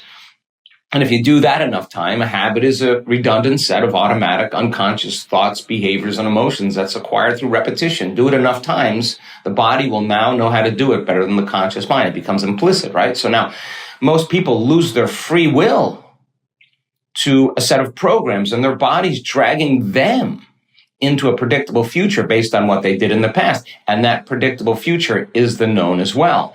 So if the familiar past is the known and the predictable future is the known, there's only one place left where the unknown exists, and that's really the sweet spot of the generous present moment. And when we truly can become relaxed and dial down the stress hormones that cause us to live in survival, that causes us to try to anticipate the worst case scenario, that remembers the past. If we can work with the body and be greater than the body, to be greater than our attention on every element in our environment, and truly labor for the present moment, that unknown, which has been conditioned into the human being to be a scary place, because in survival, you run from the unknown. If you can teach people to actually relax into the present moment and relax into that place, that's the unknown. That's where possibility exists, and we all do it. And getting to that elegant moment, then, time tends to alter. You think only 10 minutes went by, but an hour and a half went by. And where were you? Well, as your brainwaves slow down in this process, when you're in like a thinking analytical place, like we are right now, we're in these brainwave patterns called, you understand, it's beta brainwave patterns. But as you slow your body down and it starts moving to alpha waves tend to cause time to seem a little bit more elongated. When you're in theta, which is when you're half awake and you're half asleep and you're relaxed and awake, in that level of theta, time, one moment seems really long. So you have an extension of time. And it turns out that you can teach people how to do this. And when you do, their autonomic nervous system begins to regulate back into order. And stress is autonomic dysregulation. And all of a sudden, the person has a sense of energy, a sense of euphoria, a sense of freedom, a sense of clarity. The brains, we've measured this, the brains start firing in more order and more coherence. It oscillates and synchronizes. Different compartments of the brain, communities of neurons are working together, and you start feeling more whole, more like yourself. In the understanding of yoga as an example, if you're truly, really into the act, you forget about all your problems. You forget about all the things you got to do. You forget about what happened yesterday. Breathing is a way to really change your brainwaves. As we've studied this thousands of times. You slow your breathing down, you slow your brainwaves down. You slow your brainwaves down, you stop analyzing and thinking. When do you overanalyze and overthink? When you're in high beta. And when's that? When you're threatened, when you feel danger, when the stress hormones are running. And we've studied the brain when this happens. And when you're analyzing your life within that disturbing emotion, I can guarantee you're going to make your brain worse. In fact, your thought of the problem is actually producing the very chemistry to arouse you further out of balance. So teaching people how to find that generous present moment and actually relax in the unknown and dissociate from their body, dissociate from their environment, and dissociate from time, the predictable future, and the familiar past, causes them, for some reason, to get a reboot. in their nervous system. And they think, oh God, it must have been 10 minutes. And oh my God, it was an hour and a half. That to me is taking all of your attention or disinvesting all of your attention out of this three-dimensional reality. And that's when the door to creation or the mystical moment really begins to happen for people. I mean, if you think about the illusion of three-dimensional reality and this hologram that we're fooled into our senses, into this concept of separation. There's me here and there's you there. And there's distance in space and there's objects and there's things. And this three-dimensional reality causes us to go from one point of awareness, I'm here, to another point of awareness, say the front door. And we have to move through space, and when we move through space, it takes time, right? So anything that we want in our lives takes time and energy. You got to go to work, and you got to do all the things, and then you got to save money, and then you go buy the thing. And that's the rules of three-dimensional reality. The plane of demonstration means you got to do something, right? So then there's me here, and then my dreams are way, way out there. And I estimate how long it's going to take for me to arrive at those dreams, because we're playing by the rules of three-dimensional reality. And when we play by those rules, for the most part, I'm going to wait for the experience to occur in order to have the experience produce an emotion. And the emotion is the chemical feedback as a result of the event. Now, there's nothing wrong with this. That's the game in three-dimensional world. If you're going to shorten the distance between cause and effect, between the thought of something and the experience of something, you got to go to a different set of rules, and you have to create from the quantum field. Now, the quantum field is an invisible field of energy that exists beyond this space and time. Now, this takes a little bit of imagination, because if we don't have any space between us, then we're connected. There's no separation, and there's no time. So now, when you go to the realm of the quantum, the rules change, because in the quantum, things are connected. Energy connects things together. So then, if you are able to create from the field instead of from matter, and it's not matter that's emitting a field, it's the field that's actually creating matter. If we could change information in the field, we could change the hologram in three-dimensional reality. And it turns out you only need two things to do that.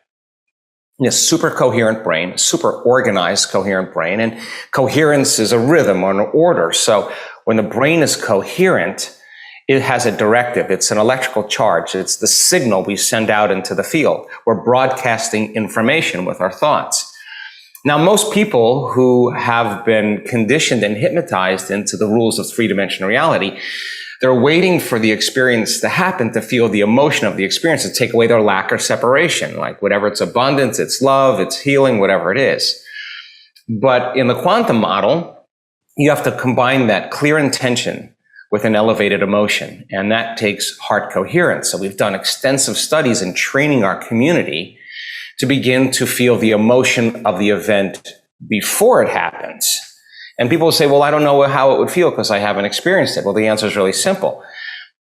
If you felt gratitude, or you felt appreciation, or a love for life, or a joy for existence, and you combine that clear intention with an elevated emotion, the heart produces a magnetic field. And that magnetic field expands out, and it transcends the rules of space and time. When you feel whole, when you feel this elevated emotion, you feel connected, you feel bonded. And so when you feel the emotion of your future, you're connecting to the energy of the future. And your body is so objective. It does not know the difference between the real life experience that's creating that emotion and the emotion that you're creating by thought alone.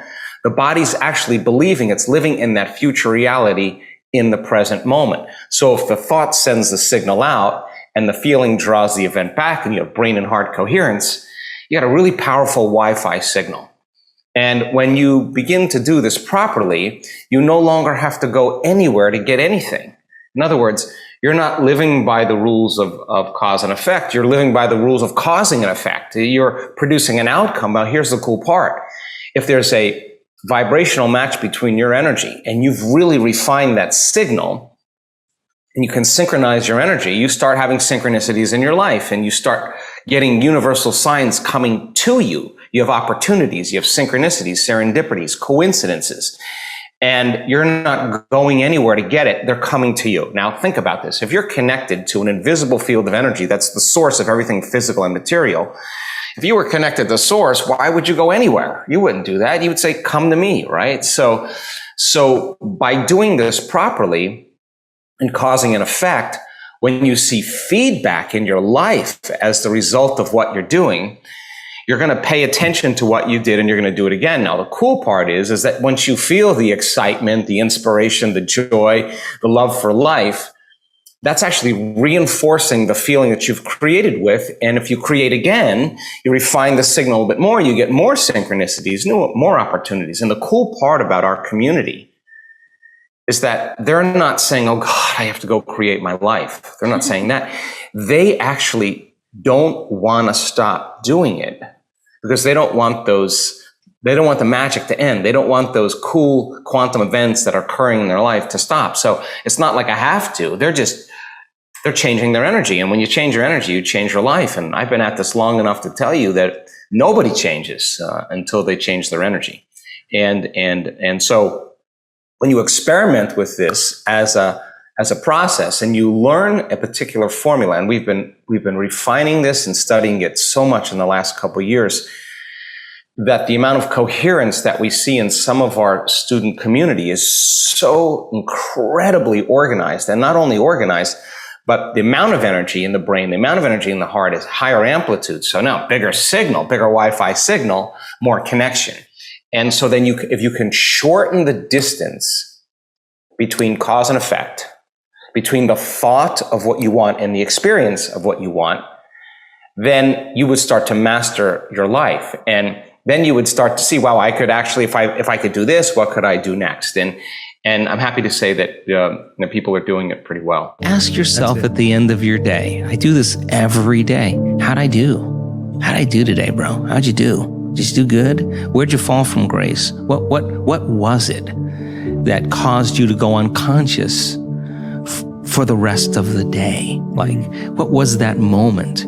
Now, if you're a student of life, you'll begin to contemplate, well, it was that person that said that thing, then I reacted, or I got this email, or things didn't go my way, and I started feeling angry or frustrated or fearful.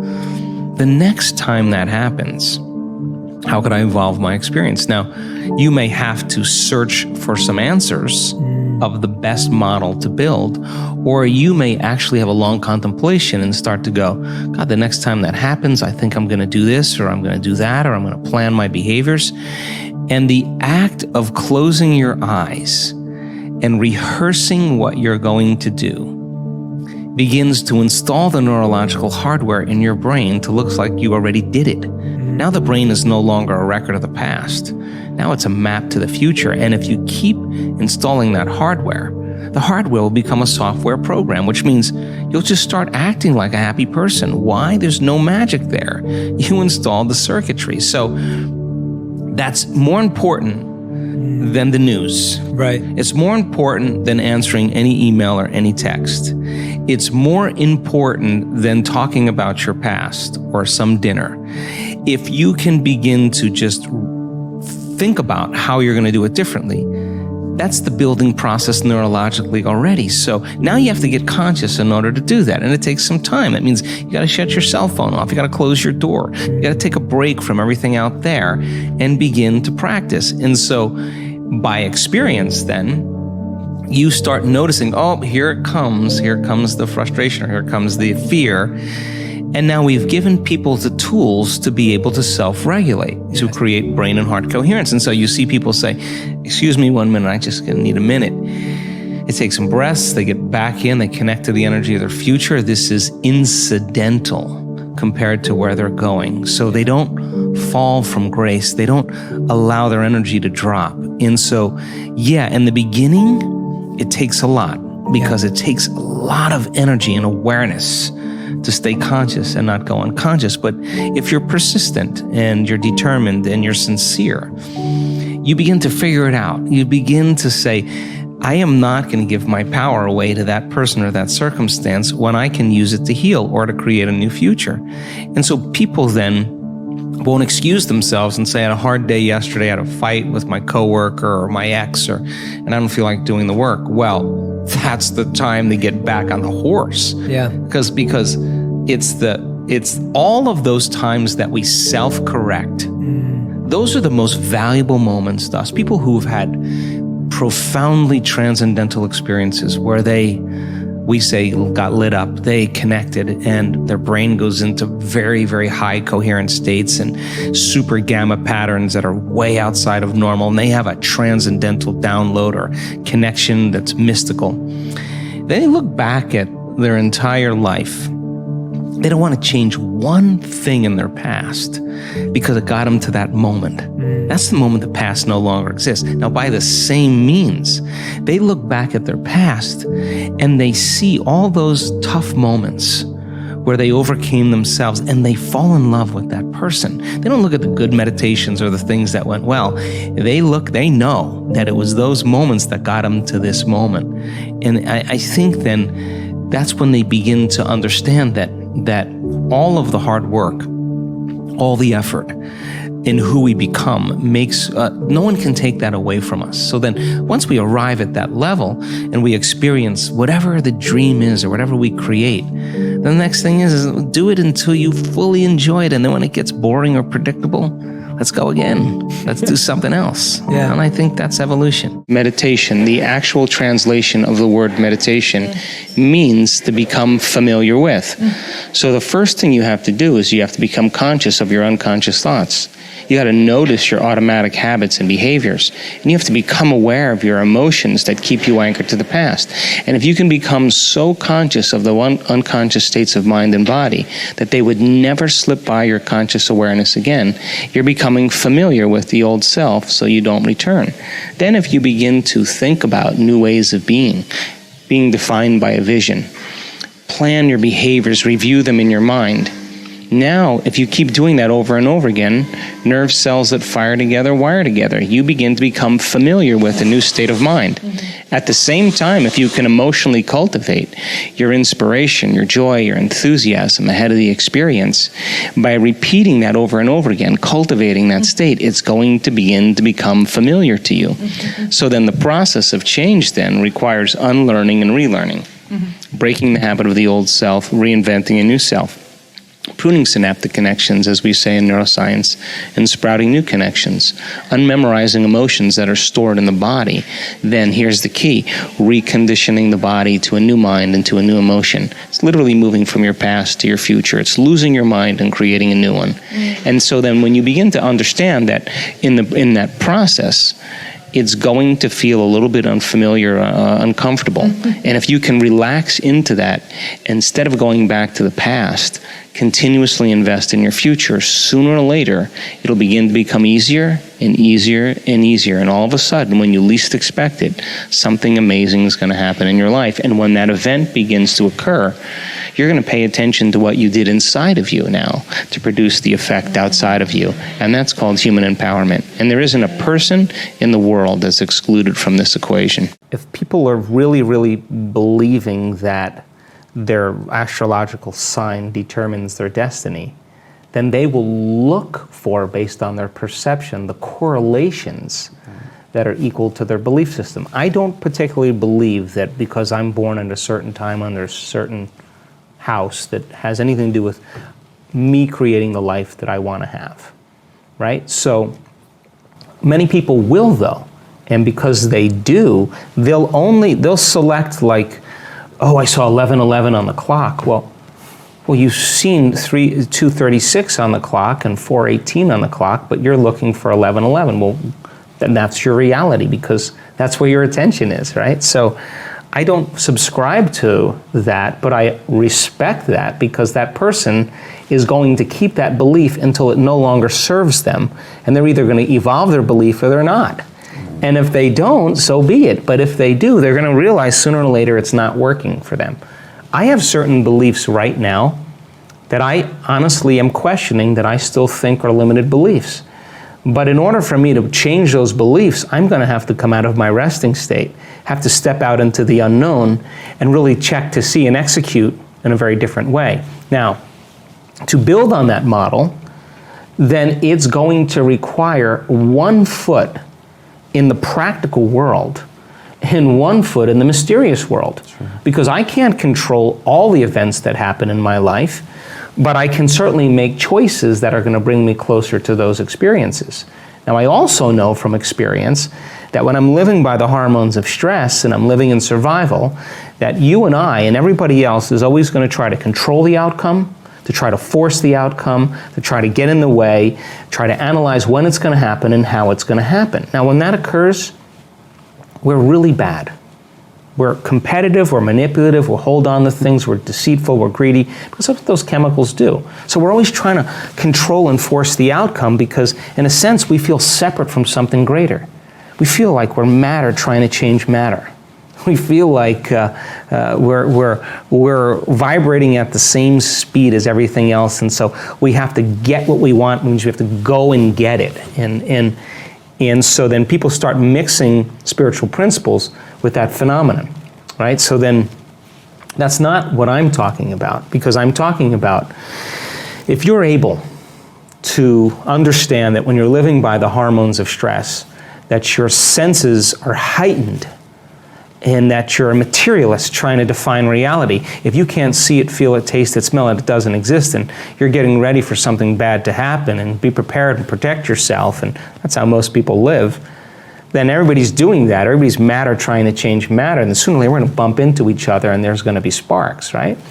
So then, is it possible then that instead of being defined as a body, living in an environment in a particular time, that if you were to close your eyes and disconnect from the external environment, to sit your body down and to transcend time and to become nobody, you have the biological machinery to do this, to become no one. You're not a face, you're not a man, you're not a documentary filmmaker, you're not your past, you're not your future, you're not a husband, you're not your body, you're not your emotions, you're not your habits, you're not the predictable future or the familiar past. You're pure consciousness. Now, if you are going to heal your body by thought alone, if you are going to create some event in your external environment by thought alone, and if you are going to transcend time by thought alone, then you have to become thought alone. And so, when people start to really realize that they can change the neurocircuitry in their brain by thought alone, send new emotional signals that begin to select and upregulate new genes and downregulate other genes, and it may take knocking on that door for extended periods of time till finally the gene is programmed. Because it took them 10 years to program the gene for the disease, it may take them a few years to reprogram the gene. Now we're talking about pragmatist. We're talking about someone who's applying some principles. And so then when that occurs, and the energy that was sitting in these hormonal centers of survival, of anger and fear and guilt and shame, the energy kind of moves up a little bit. We've measured this. Heart starts to open, it gets more coherent. The field around the body begins to grow. We've measured that. The person feels more like energy, less like matter. They feel like more like wave, less like particle. They're not afraid of the unknown. They Let's go ahead and answer that really quick. I'm sorry, he's in like the greatest part right now. You said knocking on the door. I was like, yeah. Ironic. Oh, thank you. All right, hopefully you didn't lose your train of thought. So they're not afraid of the unknown. Mm-hmm. They're craving and they're trusting in the unknown. And that kind of expanded energy is now they're no longer enslaved emotionally to the past. They're no longer an identity that's connected to a disease. They're no longer a body who's addicted to an emotion. They're no longer trying to forecast the future based on the past. They're no longer a man, they're no longer a woman, they're no longer a nurse, they're no longer black, they're no longer white, they're no longer anything. They are completely poised in the present moment. And that present moment produces a liberation of energy because the body is no longer held to the chains of the past. And that liberation of energy then begins to produce a biological transformation in the brain and the body. We've seen it. The brain gets highly coherent, gets super organized. The person feels whole. We've measured that.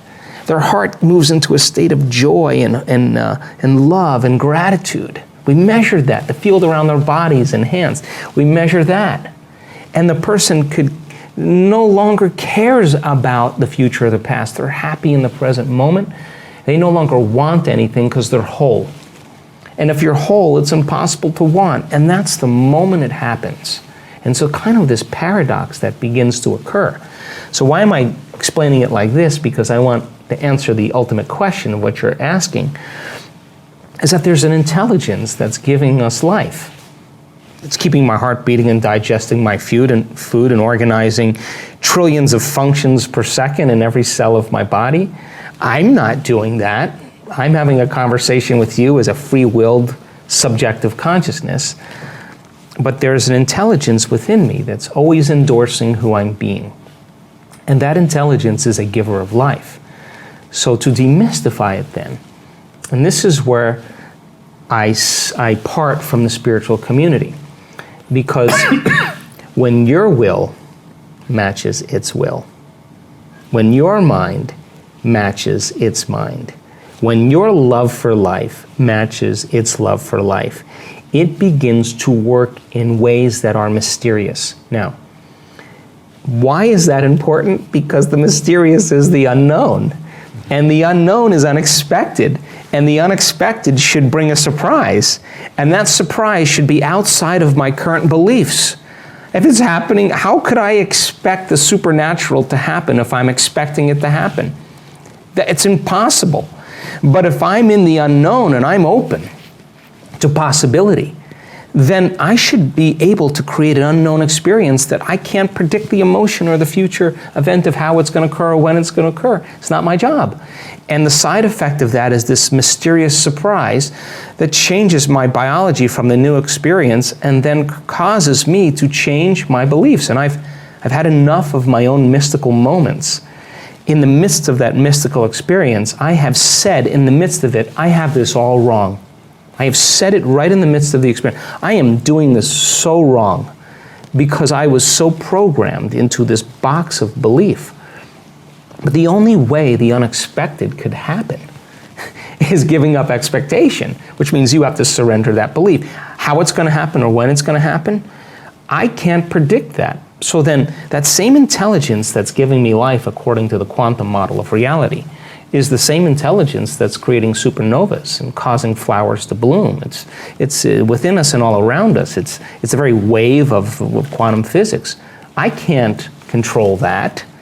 I can't expect how the particle is going to appear or when it's going to appear, but it's not my job. My job is to move into different states of being and be open to the mystery of how it's going to happen. So if I said to you today, Ben, that I had all the answers to everything, I would certainly be limiting this conversation. But I am open to the mystery of life. Mm-hmm. And the mystery of life then means that if we're asking certain questions, and we even speculate that it's possible, then someone has to step out of their present beliefs to see if it is. And so I'm not interested in the natural. I'm not interested in the normal. I'm interested in the supernatural, the supernormal. And I believe, from my present state of ignorance, of course, if we're going to use the word belief, that you don't have to be a Buddhist monk. You don't have to be a nun with 40 years of devotion. You don't have to be a religious scholar. You don't have to be a researcher. You don't have to have a PhD to do this.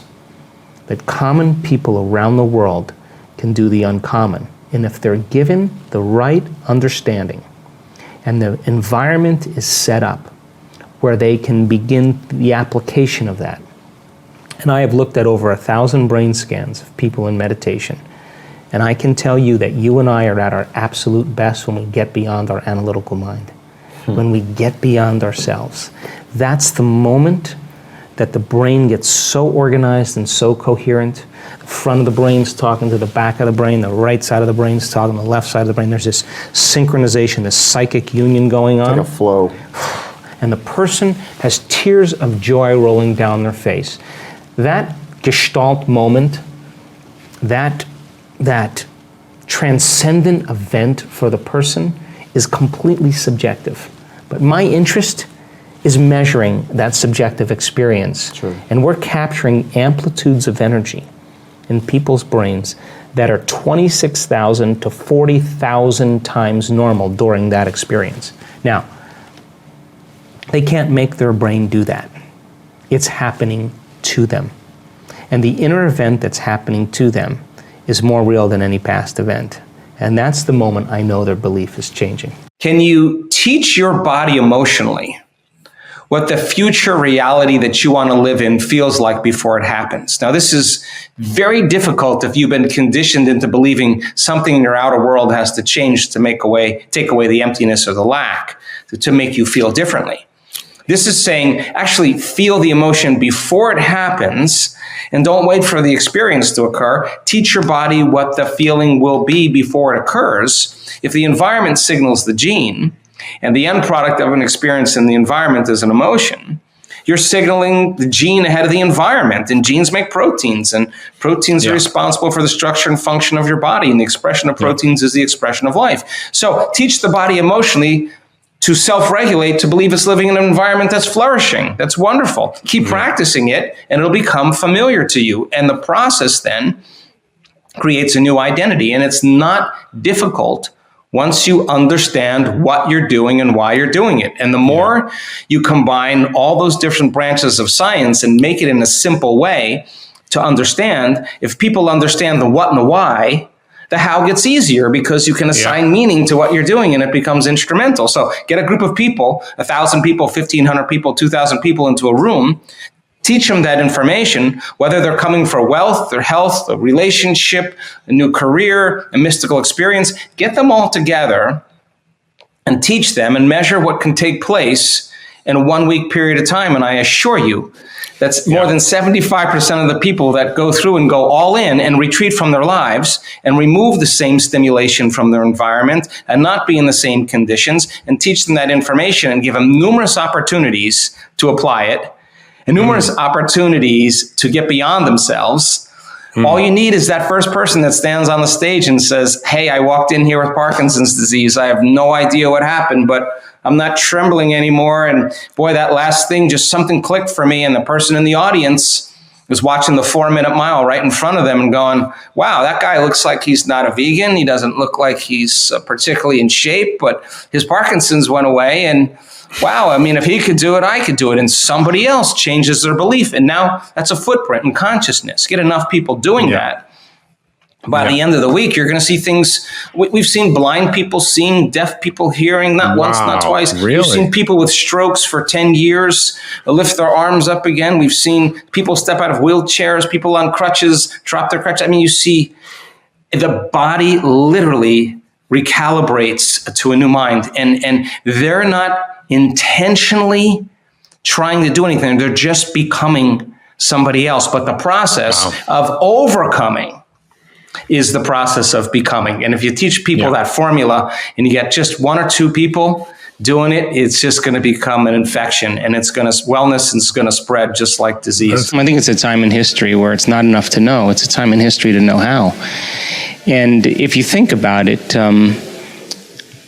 most people live their life in a habit. They think the same thoughts, they perform the same actions, they live by the same emotions, but they secretly expect their life to change. But how you think, how you act, and how you feel is called your personality. And your personality creates your personal reality. That's it.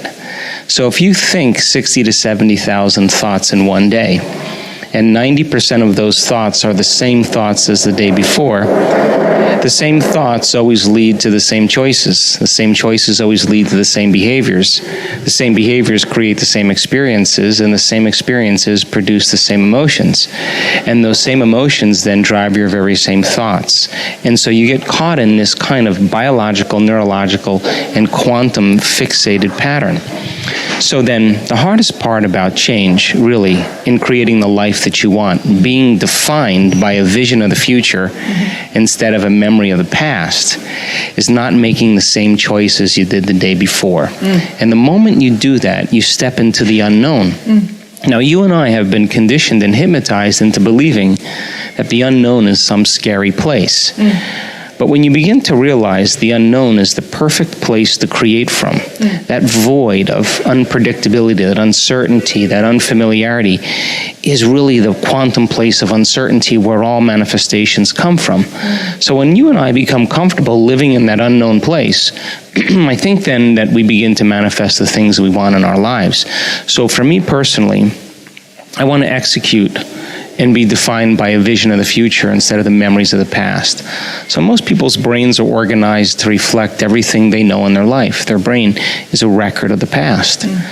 And if you feel the same way every single day, and feelings and emotions are the end product of past experiences, it means, number one, nothing new is happening in your life, and number two, those emotions are keeping you anchored to the past.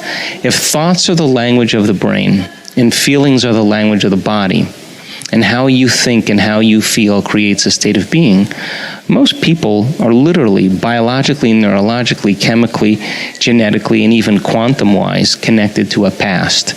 So then the fundamental question is, can you believe in a future that you can't see or experience with your senses yet, but you've thought about enough times in your mind that your brain is literally changed to look like the experience has already occurred? Now, the latest research in neuroscience and neuroplasticity tells us we can change our brain to look like the event has already occurred.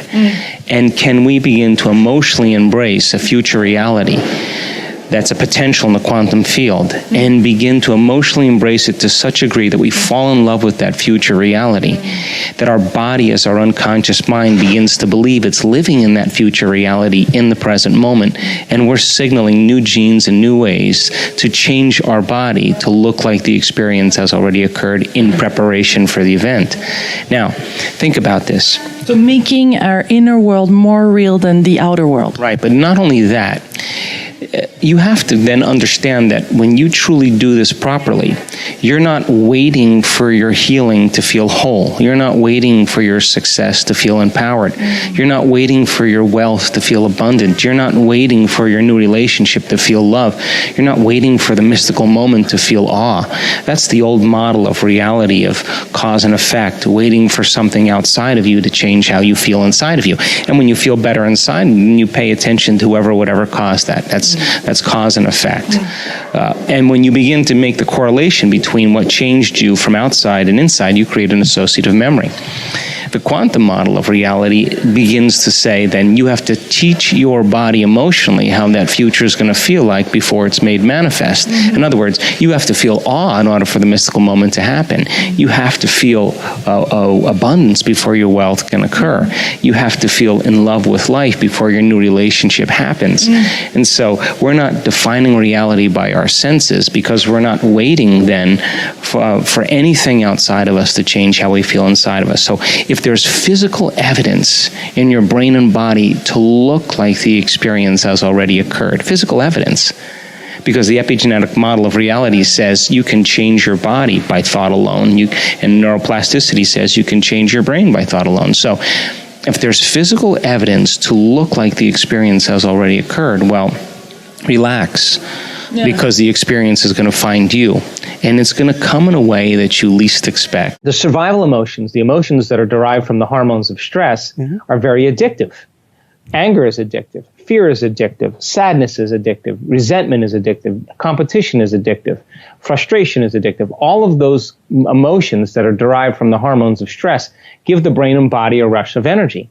So if an addiction is something you can't stop, and you happen to have a friend or a family member who's walking around suffering every single day of their life, and you say to them, why don't you stop? Or you're in the middle of an angry experience, and I say to you, Michael, why don't you just stop being angry? If you can't stop that, then on some level you're addicted, because an addiction is something you can't stop. So when people start to understand, oh my God, I'm addicted to my own frustration, I'm addicted to my own suffering, I'm addicted to my own guilt, all of a sudden they start becoming conscious of what they're doing to their brain and body. Show them how those very chemicals downregulate genes to create disease, and then get them beyond that by doing meditation.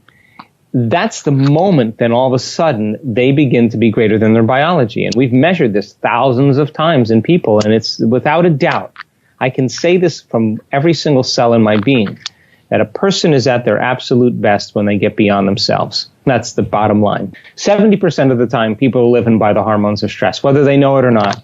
They're always anticipating the future based on the past. They're always having their attention on objects and people and things and places in the world because that's where the danger is. The chemicals are jacking up their body, so their attention is on their body. So they think, based on their own experience, that they're their body, but they're not.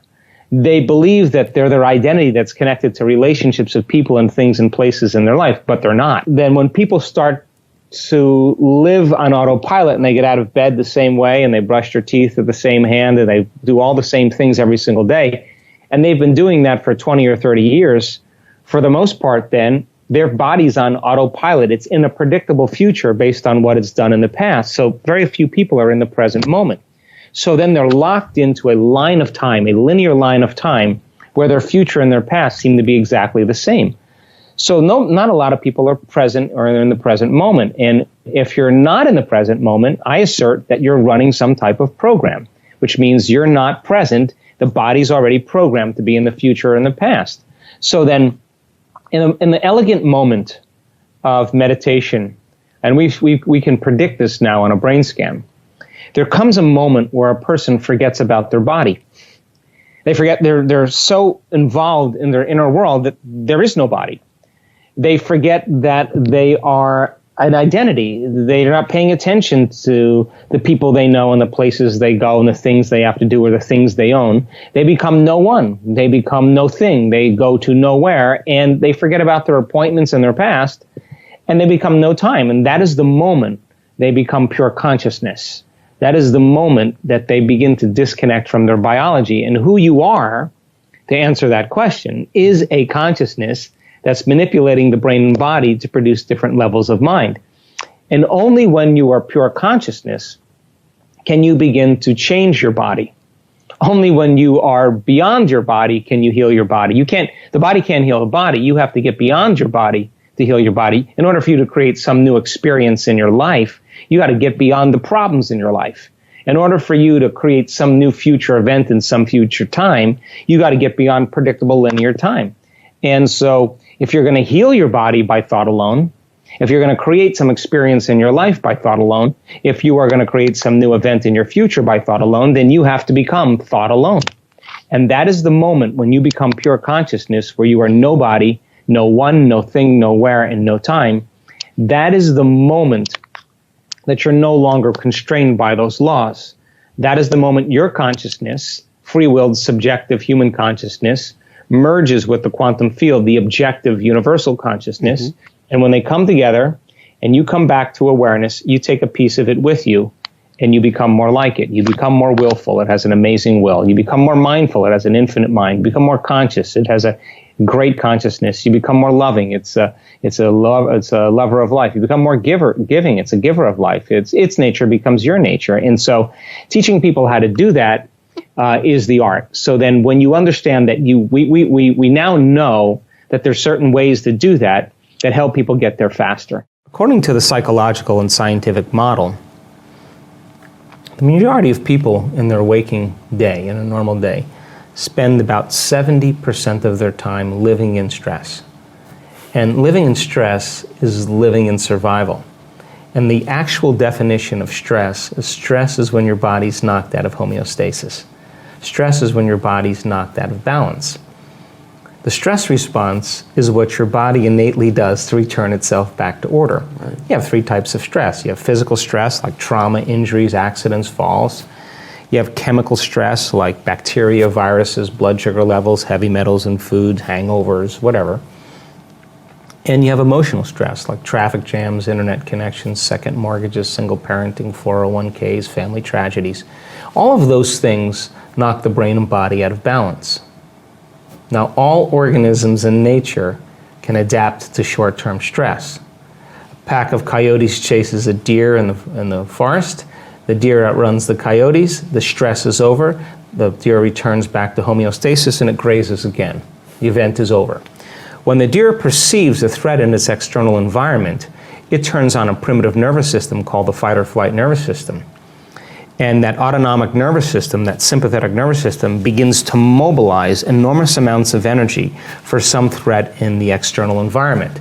Now, deer has all its physiology changed, all the blood is sent to the extremities, heart rate increases, respiratory rate increases, pupils dilate. The 1,300 chemicals that are created in a matter of seconds is to cause the deer to survive in some difficult condition. Now, human beings have the same mechanisms, and when we perceive a threat in our external environment, like a lion, we are going to run or fight or freeze. But if you've had problems with your coworker, or you've had a very difficult experience with your mother-in-law, the moment you perceive your mother-in-law or your coworker, you have a past experience with them, you're going to turn on the same primitive nervous system just like you were being chased by a lion. So what was once highly adaptive now becomes very maladaptive, because when you're mobilizing all of that energy, you are going to operate in very predictable ways. You're going to be an amped up animal with a big memory bank. So that your blood flow is going to go to the hindbrain and away from the forebrain, which means you're going to react instead of think, rationalize. But human beings, the privilege of being a human being is that we can make thought more real than anything else. That's the privilege. So then you can begin to forecast some future worst case scenario. And you can attend to that thought to the exclusion of everything else. And you can focus on it to such a degree that you will begin to anticipate the event and produce the same chemicals as if you were in that experience, and you're knocking your brain and body out of balance just by thought alone. You can begin to unfold some past bitter memory that's tattooed in the recesses of your gray matter, and like magic you can bring it to life, and in that moment it's real. And you will produce the same chemistry in your brain and body as if that event occurred. And your body, as the unconscious mind, is literally living that experience. So then, when we're living by the hormones of stress, and you turn on that stress response, and you can't turn it off, now you're headed for some disease. Because no organism in nature can tolerate living in emergency mode for extended periods of time. So if 70% of the time a person's living in survival, living in stress, in survival, what we do in order to survive is we are going to select the worst case scenario.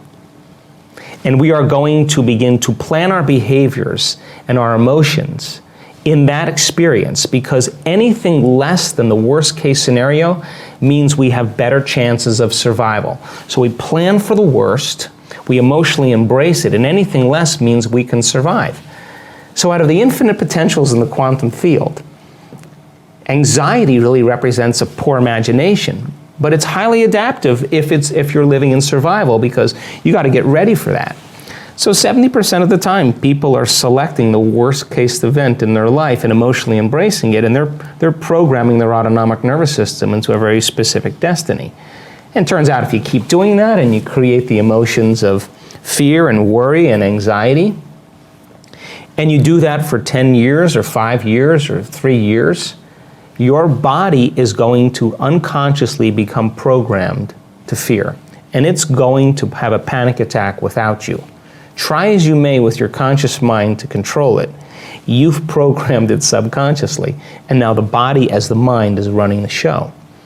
So the hormones of stress create the emotions of anger, of aggression, of hostility, of violence, of frustration, of hatred, of fear, of anxiety, of guilt, of shame, of hopelessness, of powerlessness, depression.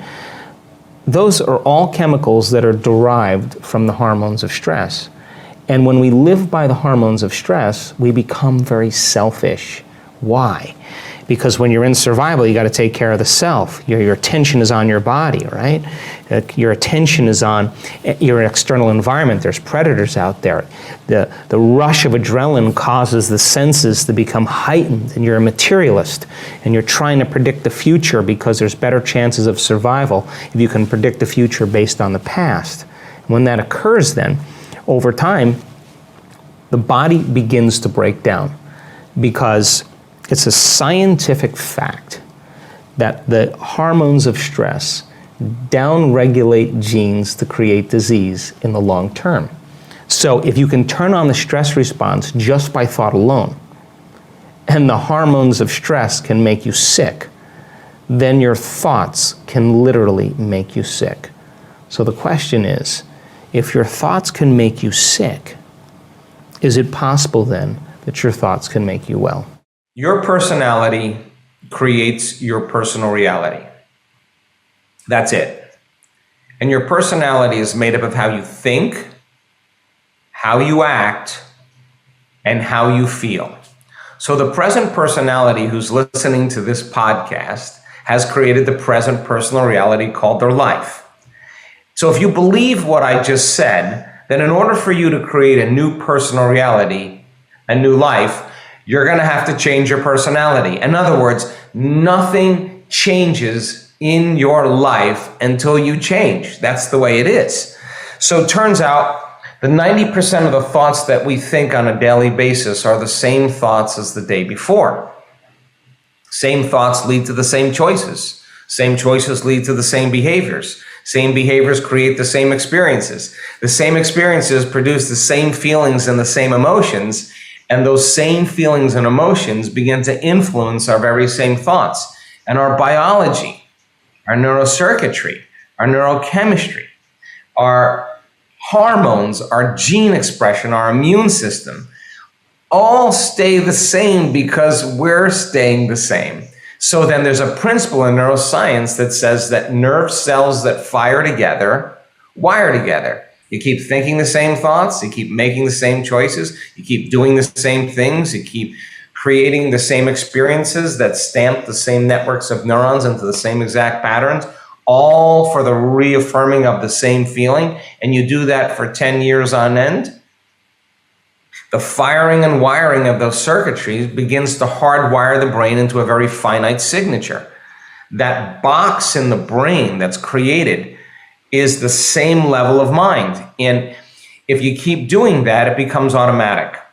And it turns out that 95% of who we are by the time we're in the middle of our life is a set of memorized behaviors, automatic emotional reactions, constant habits, hardwired attitudes, beliefs, perceptions that have happened just because we've just fired and wired it the same way. So there's a good possibility then, in order for us to change, we better start thinking about what we've been thinking about and change it. We have to become conscious of our unconscious habits and behaviors and modify them.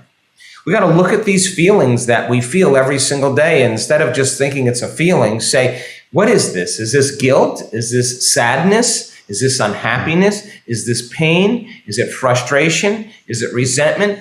What is the feeling that I'm living by the majority of my day? Now, that's lighting a match in a dark place. In neuroscience, it's called metacognition.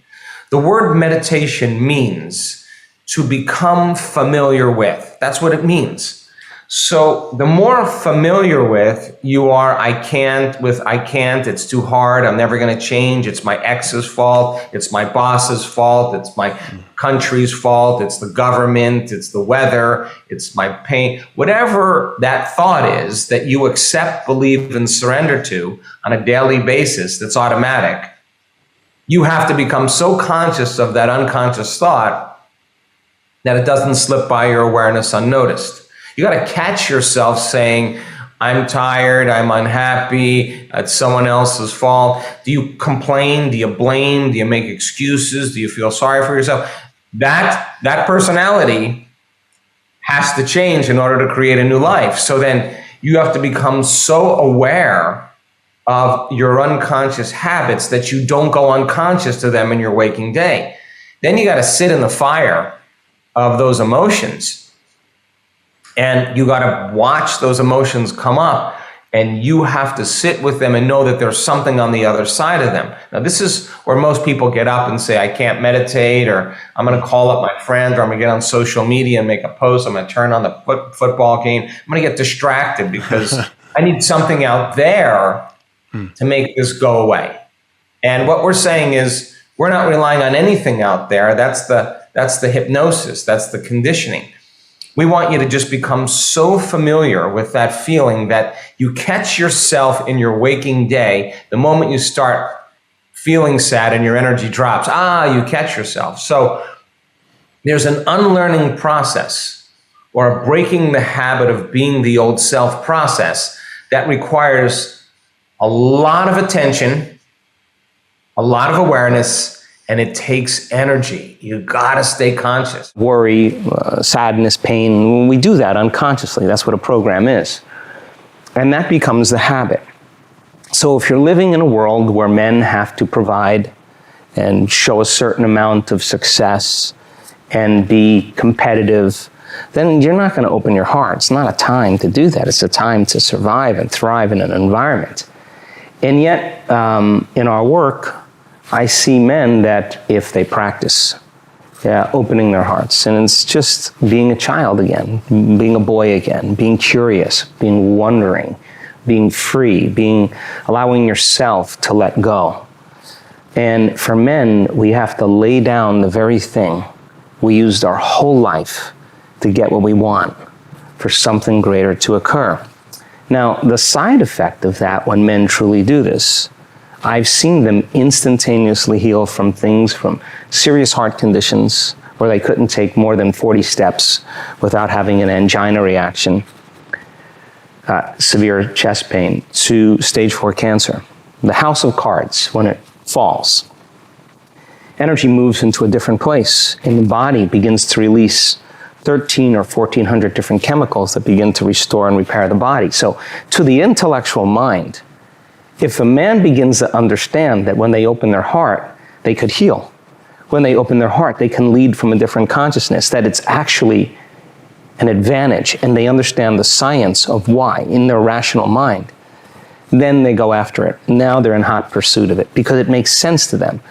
But there's not a lot of evidence or support in our environment for men to be vulnerable. And yet the latest research shows that vulnerability is one of the 5 top qualities for a great leader. So when men begin to think this through, they start to slowly by slowly, just like a flower blooming, petal by petal, they start trusting a little bit more. They start opening up a little bit more. They start getting happier. They start breaking down the wall, the facade that they've created to have an appearance of being a certain way for the world, and yet feeling so empty inside of them. They start realizing that the joy that they want never came from success, never came from wealth or popularity or whatever men do, but it really comes from within. So we give them numerous opportunities to practice, numerous opportunities to connect. I travel around the world and I have the opportunity to talk to all kinds of people. And one of the things that, independent of people's beliefs, political beliefs, religious beliefs, whatever, there seems to be a common thread that people feel like something's not right. And I think when you get to a point where you realize that no healthcare plan, no government, no religion is going to take care of you, then who is going to take care of you? And the answer is you, right? So my interest is to give people the tools and the understanding that they could heal their body, that they could create a better life for themselves, that they could overcome past traumas and scars that were created even as early as childhood that tend to be unconscious programs that keep them repeating the same, scenarios in their life, to teach people how to induce mystical experiences so that it changes the frame of the way they look at reality. And so what an amazing time in history to be alive, because consciousness is awareness. And awareness is paying attention, and paying attention is noticing. So if a person lives a life, as an example, and is diagnosed with a health condition, what they're conscious of is just a certain number of choices that they could make based on the past, based on tradition, based on what's worked for normal or natural. But what happens when that person has done the chemotherapy, has done the surgery, has done the radiation, has done the vegan diet, has done the gluten-free diet, has done the ketogenic diet, has done all the things, all the exercise, and they still have the same health condition? It begs the question, if our personality creates our personal reality, and our personality is made up of how we think, how we act, and how we feel, then the present personality who's listening to this podcast has created the present personal reality called their life. Not their ex, not their parents, not their culture. They create their life. So the fundamental question is, if I want to change my life, then that means that I have to change, or nothing changes in my life until I change, right? So the person who's done all these treatments and still faced with a health condition, this is just an example, all of a sudden says, there's got to be another way. There's got to be something else. And so knowledge, information, when we learn knowledge, when we learn information, we make new connections in our brain. That's what learning is. We're forging synaptic connections. But that philosophical, theoretical, intellectual information is void of experience. Someone who takes that knowledge and applies it and personalizes, demonstrates it, initiates that knowledge, is now interested in the truth of the experience of that information. So the person then who becomes conscious that they could actually heal themselves by changing the way they think, the way they act, the way they feel. If I truly go into the experiment of no longer thinking the same way, no longer acting the same way, no longer feeling the same way, and I start thinking about what thoughts I do want to fire and wire in my brain, and if I do it with intention and attention, I'll begin to install neurological hardware. Keep doing it, and it becomes like a software program. It becomes a new voice in your head that goes from I can't to I can. No magic there. If you said, how would greatness live today? What would love look like today? What would be a greater expression of myself in the things that I do? Turns out if you close your eyes and you rehearse in your mind how you're going to be in any aspect of your day, if you're truly present, the brain doesn't know the difference between the inward experience of what you're imagining and the outer real experience. The brain looks like you've already done it. The brain looks like it's already experienced it. Now, do that enough times, the hardware becomes a software program, and you start behaving like a different person. Super athletes do this all the time. This is musicians, athletes, dancers, everybody who's good at something is always rehearsing in their mind. That rehearsal is just as important as the physical demonstration. It's priming the brain, because the brain is a record of the past. Now you're actually making it a map to the future. You're installing circuits to use. If you said, God, I lived my whole life in guilt. I didn't know it was guilt, in shame or unworthiness and self-doubt, insecurity, fear. And all of a sudden, you're looking at that emotion and you understand that emotion is actually down-regulating genes and creating disease. You figured that out, you read about it, it makes sense. Then all of the hatred, all the anger, all the bitterness you have to someone or something in your past is keeping you connected to the past. So you'd say, how can I teach my body emotionally what a new future could feel like before it happens? Not waiting for your wealth to feel abundance, or waiting for your relationship to feel love, or waiting for your healing to feel gratitude. That's the old model of reality of cause and effect. This is about causing an effect. Turns out if you can elevate your emotional state and you can sustain that emotional state, your body's so objective that it doesn't know the difference between the real life experience that's creating that emotion and that emotion that you're creating by thought alone. Your body's actually believing it's living in a new reality, a new environment. Now, the environment signals the gene. The end product of an experience in the environment is an emotion. That person is actually signaling genes ahead of the environment. Genes make proteins. And proteins are responsible for the structure and function of the body. The expression of proteins is the expression of life. Okay. Every day the person practices going from the old self to the new self. This is what's happening in the world right now. As they start to change, and they start unfiring and unwiring, and they stop conditioning the body emotionally to the past and practice this, they emerge as a new personality. They become somebody else. And like magic, the disease exists in the old person, and there's somebody else. Now, here's where consciousness comes in. That person comes to a workshop, and they stand on the stage in front of 1,500 people, and they tell their story. And everybody in that audience is leaning in. Why? Because they're looking at truth. They're looking at the example. Someone who just got healed from a chronic... I'm talking about stage 4 cancers. I'm talking about Parkinson's disease. I'm talking about rare genetic disorders. And now the person in the audience is becoming conscious of a possibility that they were once unconscious to. And when they see that's possible, it's a 4-minute mile. I mean, 4-minute mile, nobody thought anybody could break a mile in under 4 minutes. They said it was biologically and physiologically impossible. 1,400 people have done it already. So like, this is the 4-minute mile. Someone's piercing through a limitation, a level of unconsciousness.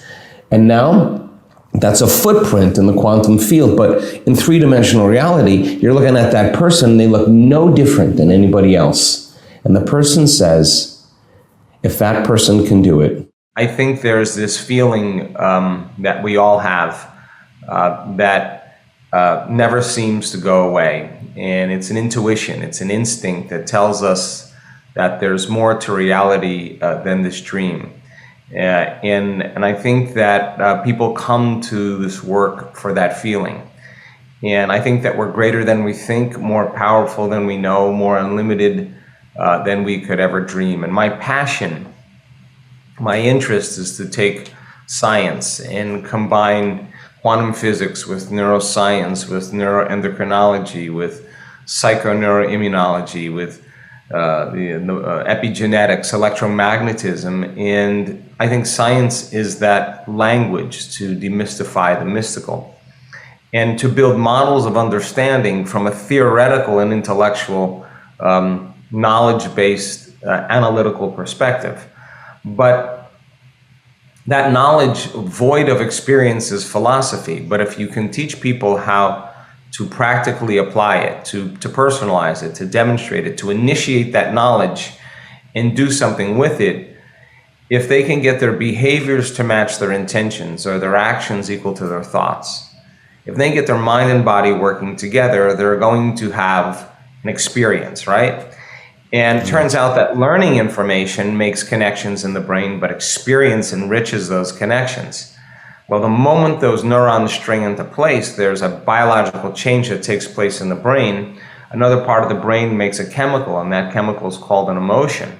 And the moment you feel successful, the moment you feel empowered, the moment you feel unlimited, I think now you're teaching your body chemically to understand what your mind is intellectually understood. So knowledge is for the mind and experiences for the body. And so what we learned in this whole process of transformation is that the more people understand what they're doing and why they're doing it, the how gets easier. So when the experience then causes them to embody the truth of that philosophy, it's no longer theoretical, it's experiential and it's visceral. So the experience then produces a strong emotion, and the emotion then is what is the information coming back to the body that begins to select and instruct new genes. And we've measured this on people that they could actually change their gene expression in 3 or 4 days by doing this. Now, if you've done it once, it means you got to be able to do it again, right? So anybody who's serious about their own personal growth and evolution, the replication of any experience will begin to both neurologically and chemically condition the mind and body to work as one. So when you've done something so many times that your body now knows how to do it better than your conscious mind, now it's innate in you, it's implicit, it's automatic, it's second nature, it's easy. You've become the knowledge. And in a sense, you've mastered that knowledge and you're in a new state of being. So my interest is demystify that process so that people have within their reach all the tools to begin to apply it to their lives. The hardest part about change is not making the same choice as you did the day before. When you decide to make a different choice, whether it's to change something that you eat or to exercise or to no longer react to certain people or conditions in your life, remember, you're going to feel uncomfortable. Now, that's not a bad thing. That's actually a good thing. That means you're in the unknown. And when you step into the unknown, you're going through dramatic changes in your own personal biology. When you're in that place of uncertainty, that place of unpredictability, that void, that unknown, ask yourself, what thoughts do you want to believe in and fire and wire in your brain? What behaviors would you like to demonstrate that's equal to a vision of the future? Close your eyes and rehearse them. Review every step. No different than an athlete beginning to rehearse what they're about to do. The act of rehearsing it begins to prime your brain to prepare you for that behavior in your future. And then finally, can you teach your body emotionally what that future is going to feel like before it happens?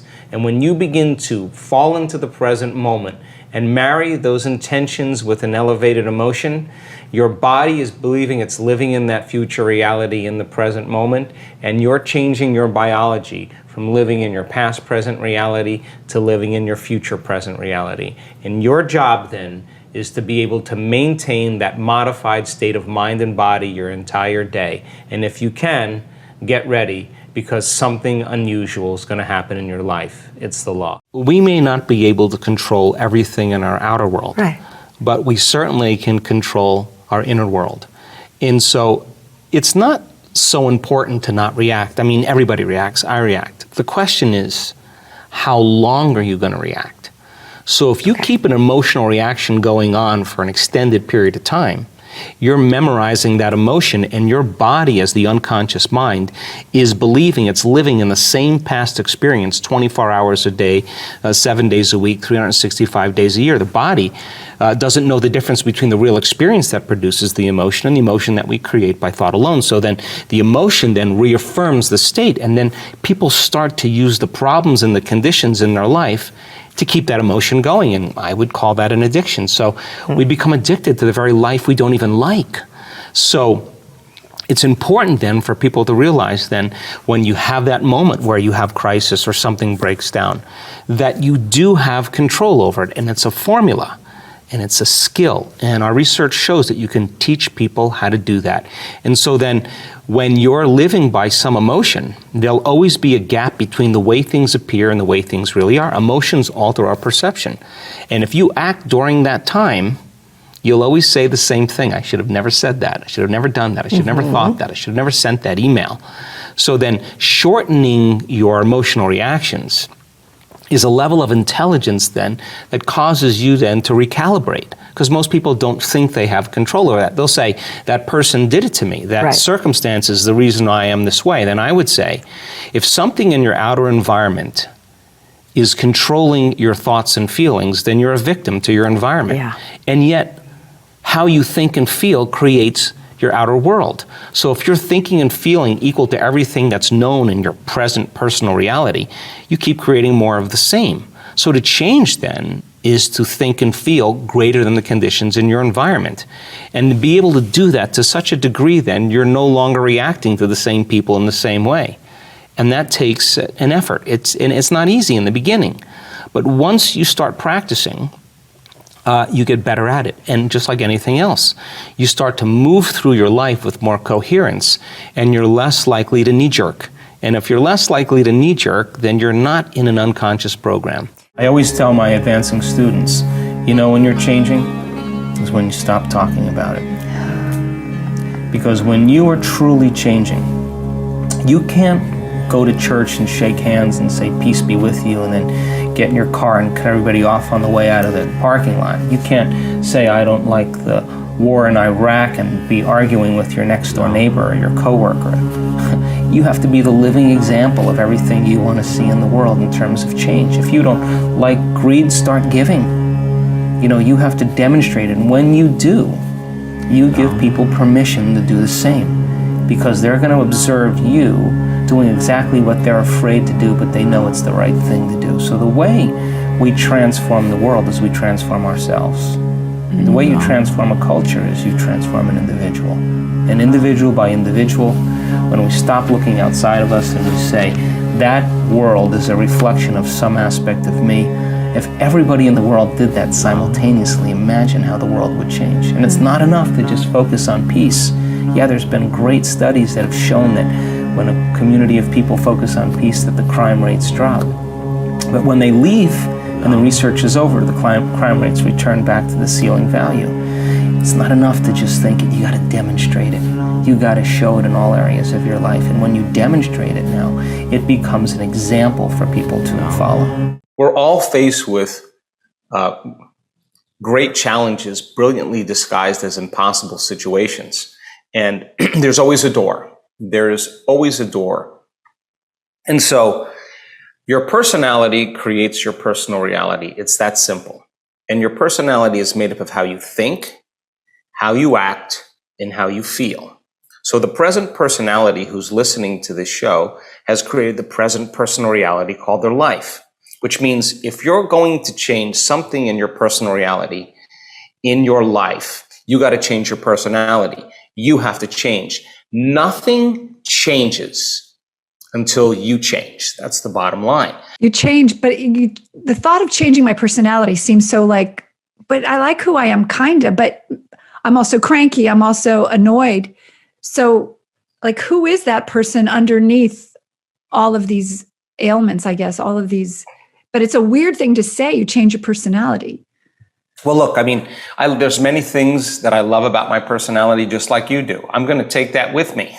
But there are things, if I'm going to be defined by a vision of the future, there are things that can't come. Because the moment you say, I want to have a mystical experience where I transcend this three-dimensional world, and you want to have a really profound moment, a transcendental moment, you start showing up for that, and it doesn't happen right away, then what? You're going to start disbelieving. You stop believing in yourself. So the moment we're defined by a vision of the future that's bigger than us, that vision of the future is not the vision of the past. And when we do that, we take with us our discipline. We take with our concentration. We take our presence. We take our passion. We take our strengths with us. All those things you take. But the things that are standing in the way are those old beliefs. The things that stand in the way that stop you from connecting to it. Those are the things you come up against, and it's not the mystical experience or the transcendental experience. It's who you become. It's not your wealth. It's not your health. It's who you become. It's not your freedom. It's who you become in the process, and it's the overcoming process that we overcome, that we overcome, that we overcome, that we overcome till we finally become. And there's so many great people in history. You know, even wealthy people. People always want to be wealthy, but if you study wealthy people that really did it, they failed miserably thousands of times until they figured it out. And so you keep showing up for yourself enough times, you're going to change. You're going to change. You're going to be thinking differently. You're going to be acting differently. You're going to be feeling differently. And that's when the universe starts to conspire in ways that we just never even thought about. That's the beauty behind creation. When a person begins to slow their brainwaves down, they have to go, when you're in stress, when you're in survival, you narrow your focus on a cause. That's called what's called a convergent focus. So now you're blessing the energy centers of the body. They're under the control of the autonomic nervous system. And when the autonomic nervous system moves out of balance, the brain moves out of balance, right? We narrow our focus on the cause, and it causes each one of these different energy centers to move into incoherence as well. And those little individual brains start moving into incoherence and send an incoherent message to the cells and tissues and organs. Hormones then become downregulated and the body starts moving out of balance. So when we bless the energy centers or we reprogram these energy centers, two things has to happen. They have to be able to slow their brainwaves down. They have to get out of that high beta state. And the way we do it is to go from a narrow focus to a broad focus. When you open your focus, when you open your awareness, that's what creates coherence in the brain, because you're going against that habit of putting your attention on matter. So there's a convergent focus, which is focusing on matter, and then there's a divergent focus, which is focusing on energy. Well, reality is both particle and wave, matter and energy.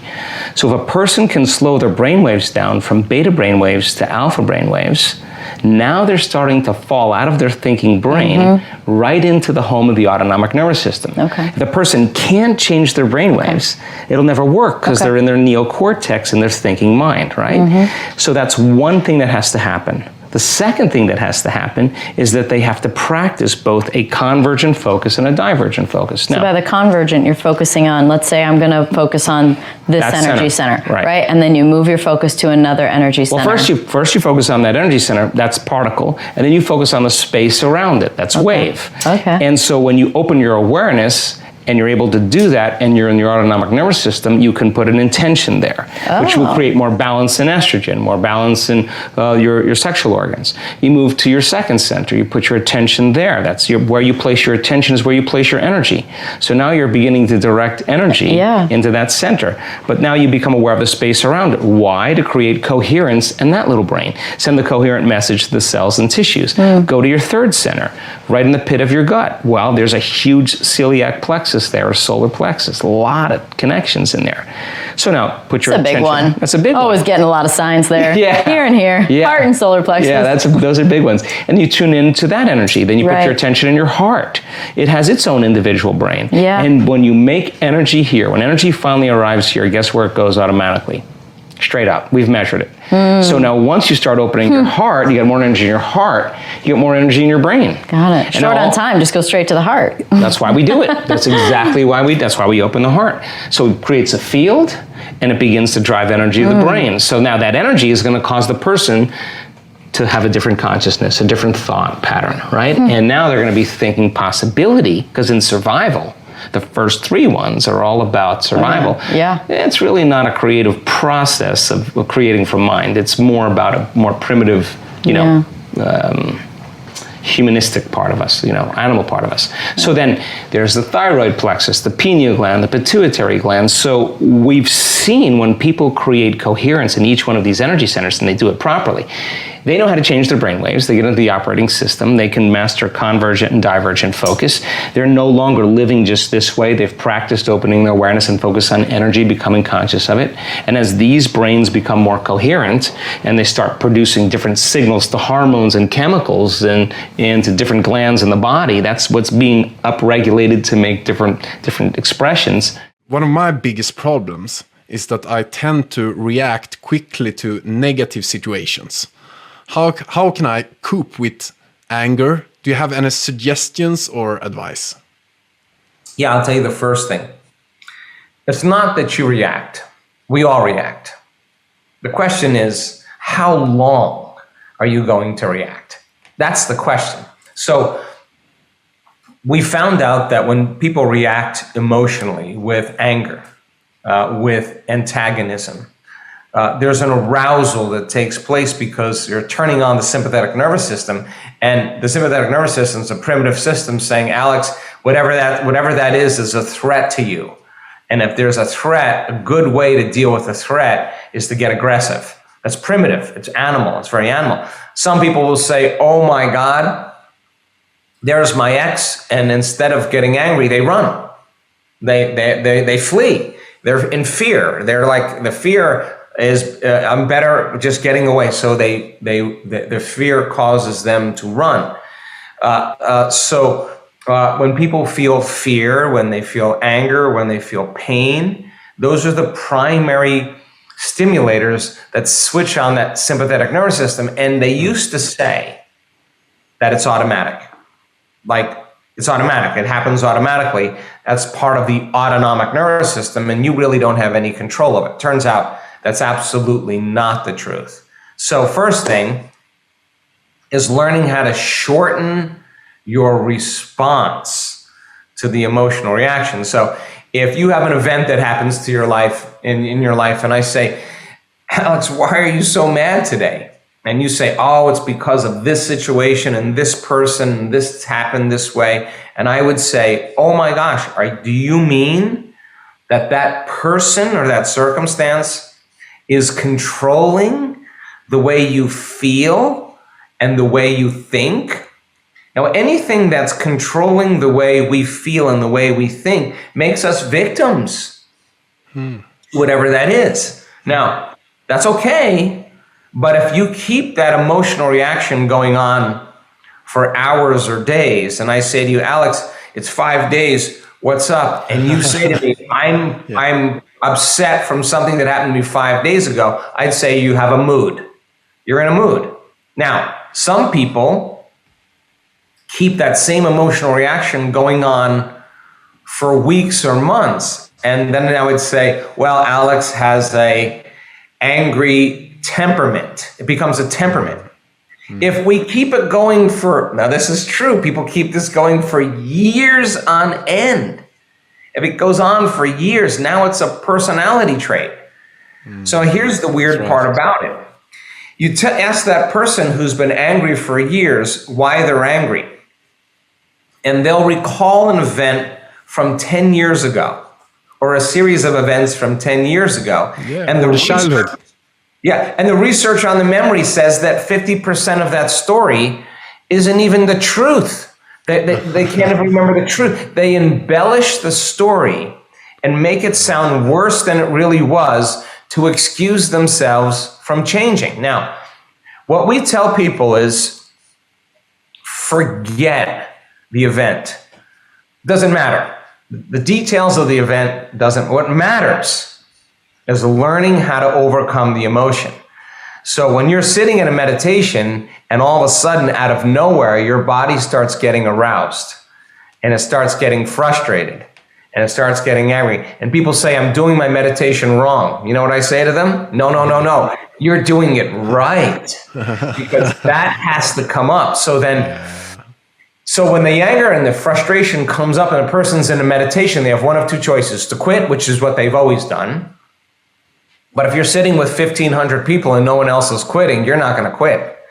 And if I teach you how to lower the volume to that emotion, and I teach you a way to change that. If you have a very brain-driven person, like myself, and in some parts I disconnected from my emotions just to protect me in regular life, and it's a challenge for me to reconnect to my old emotions that I already had in circumstances that would help.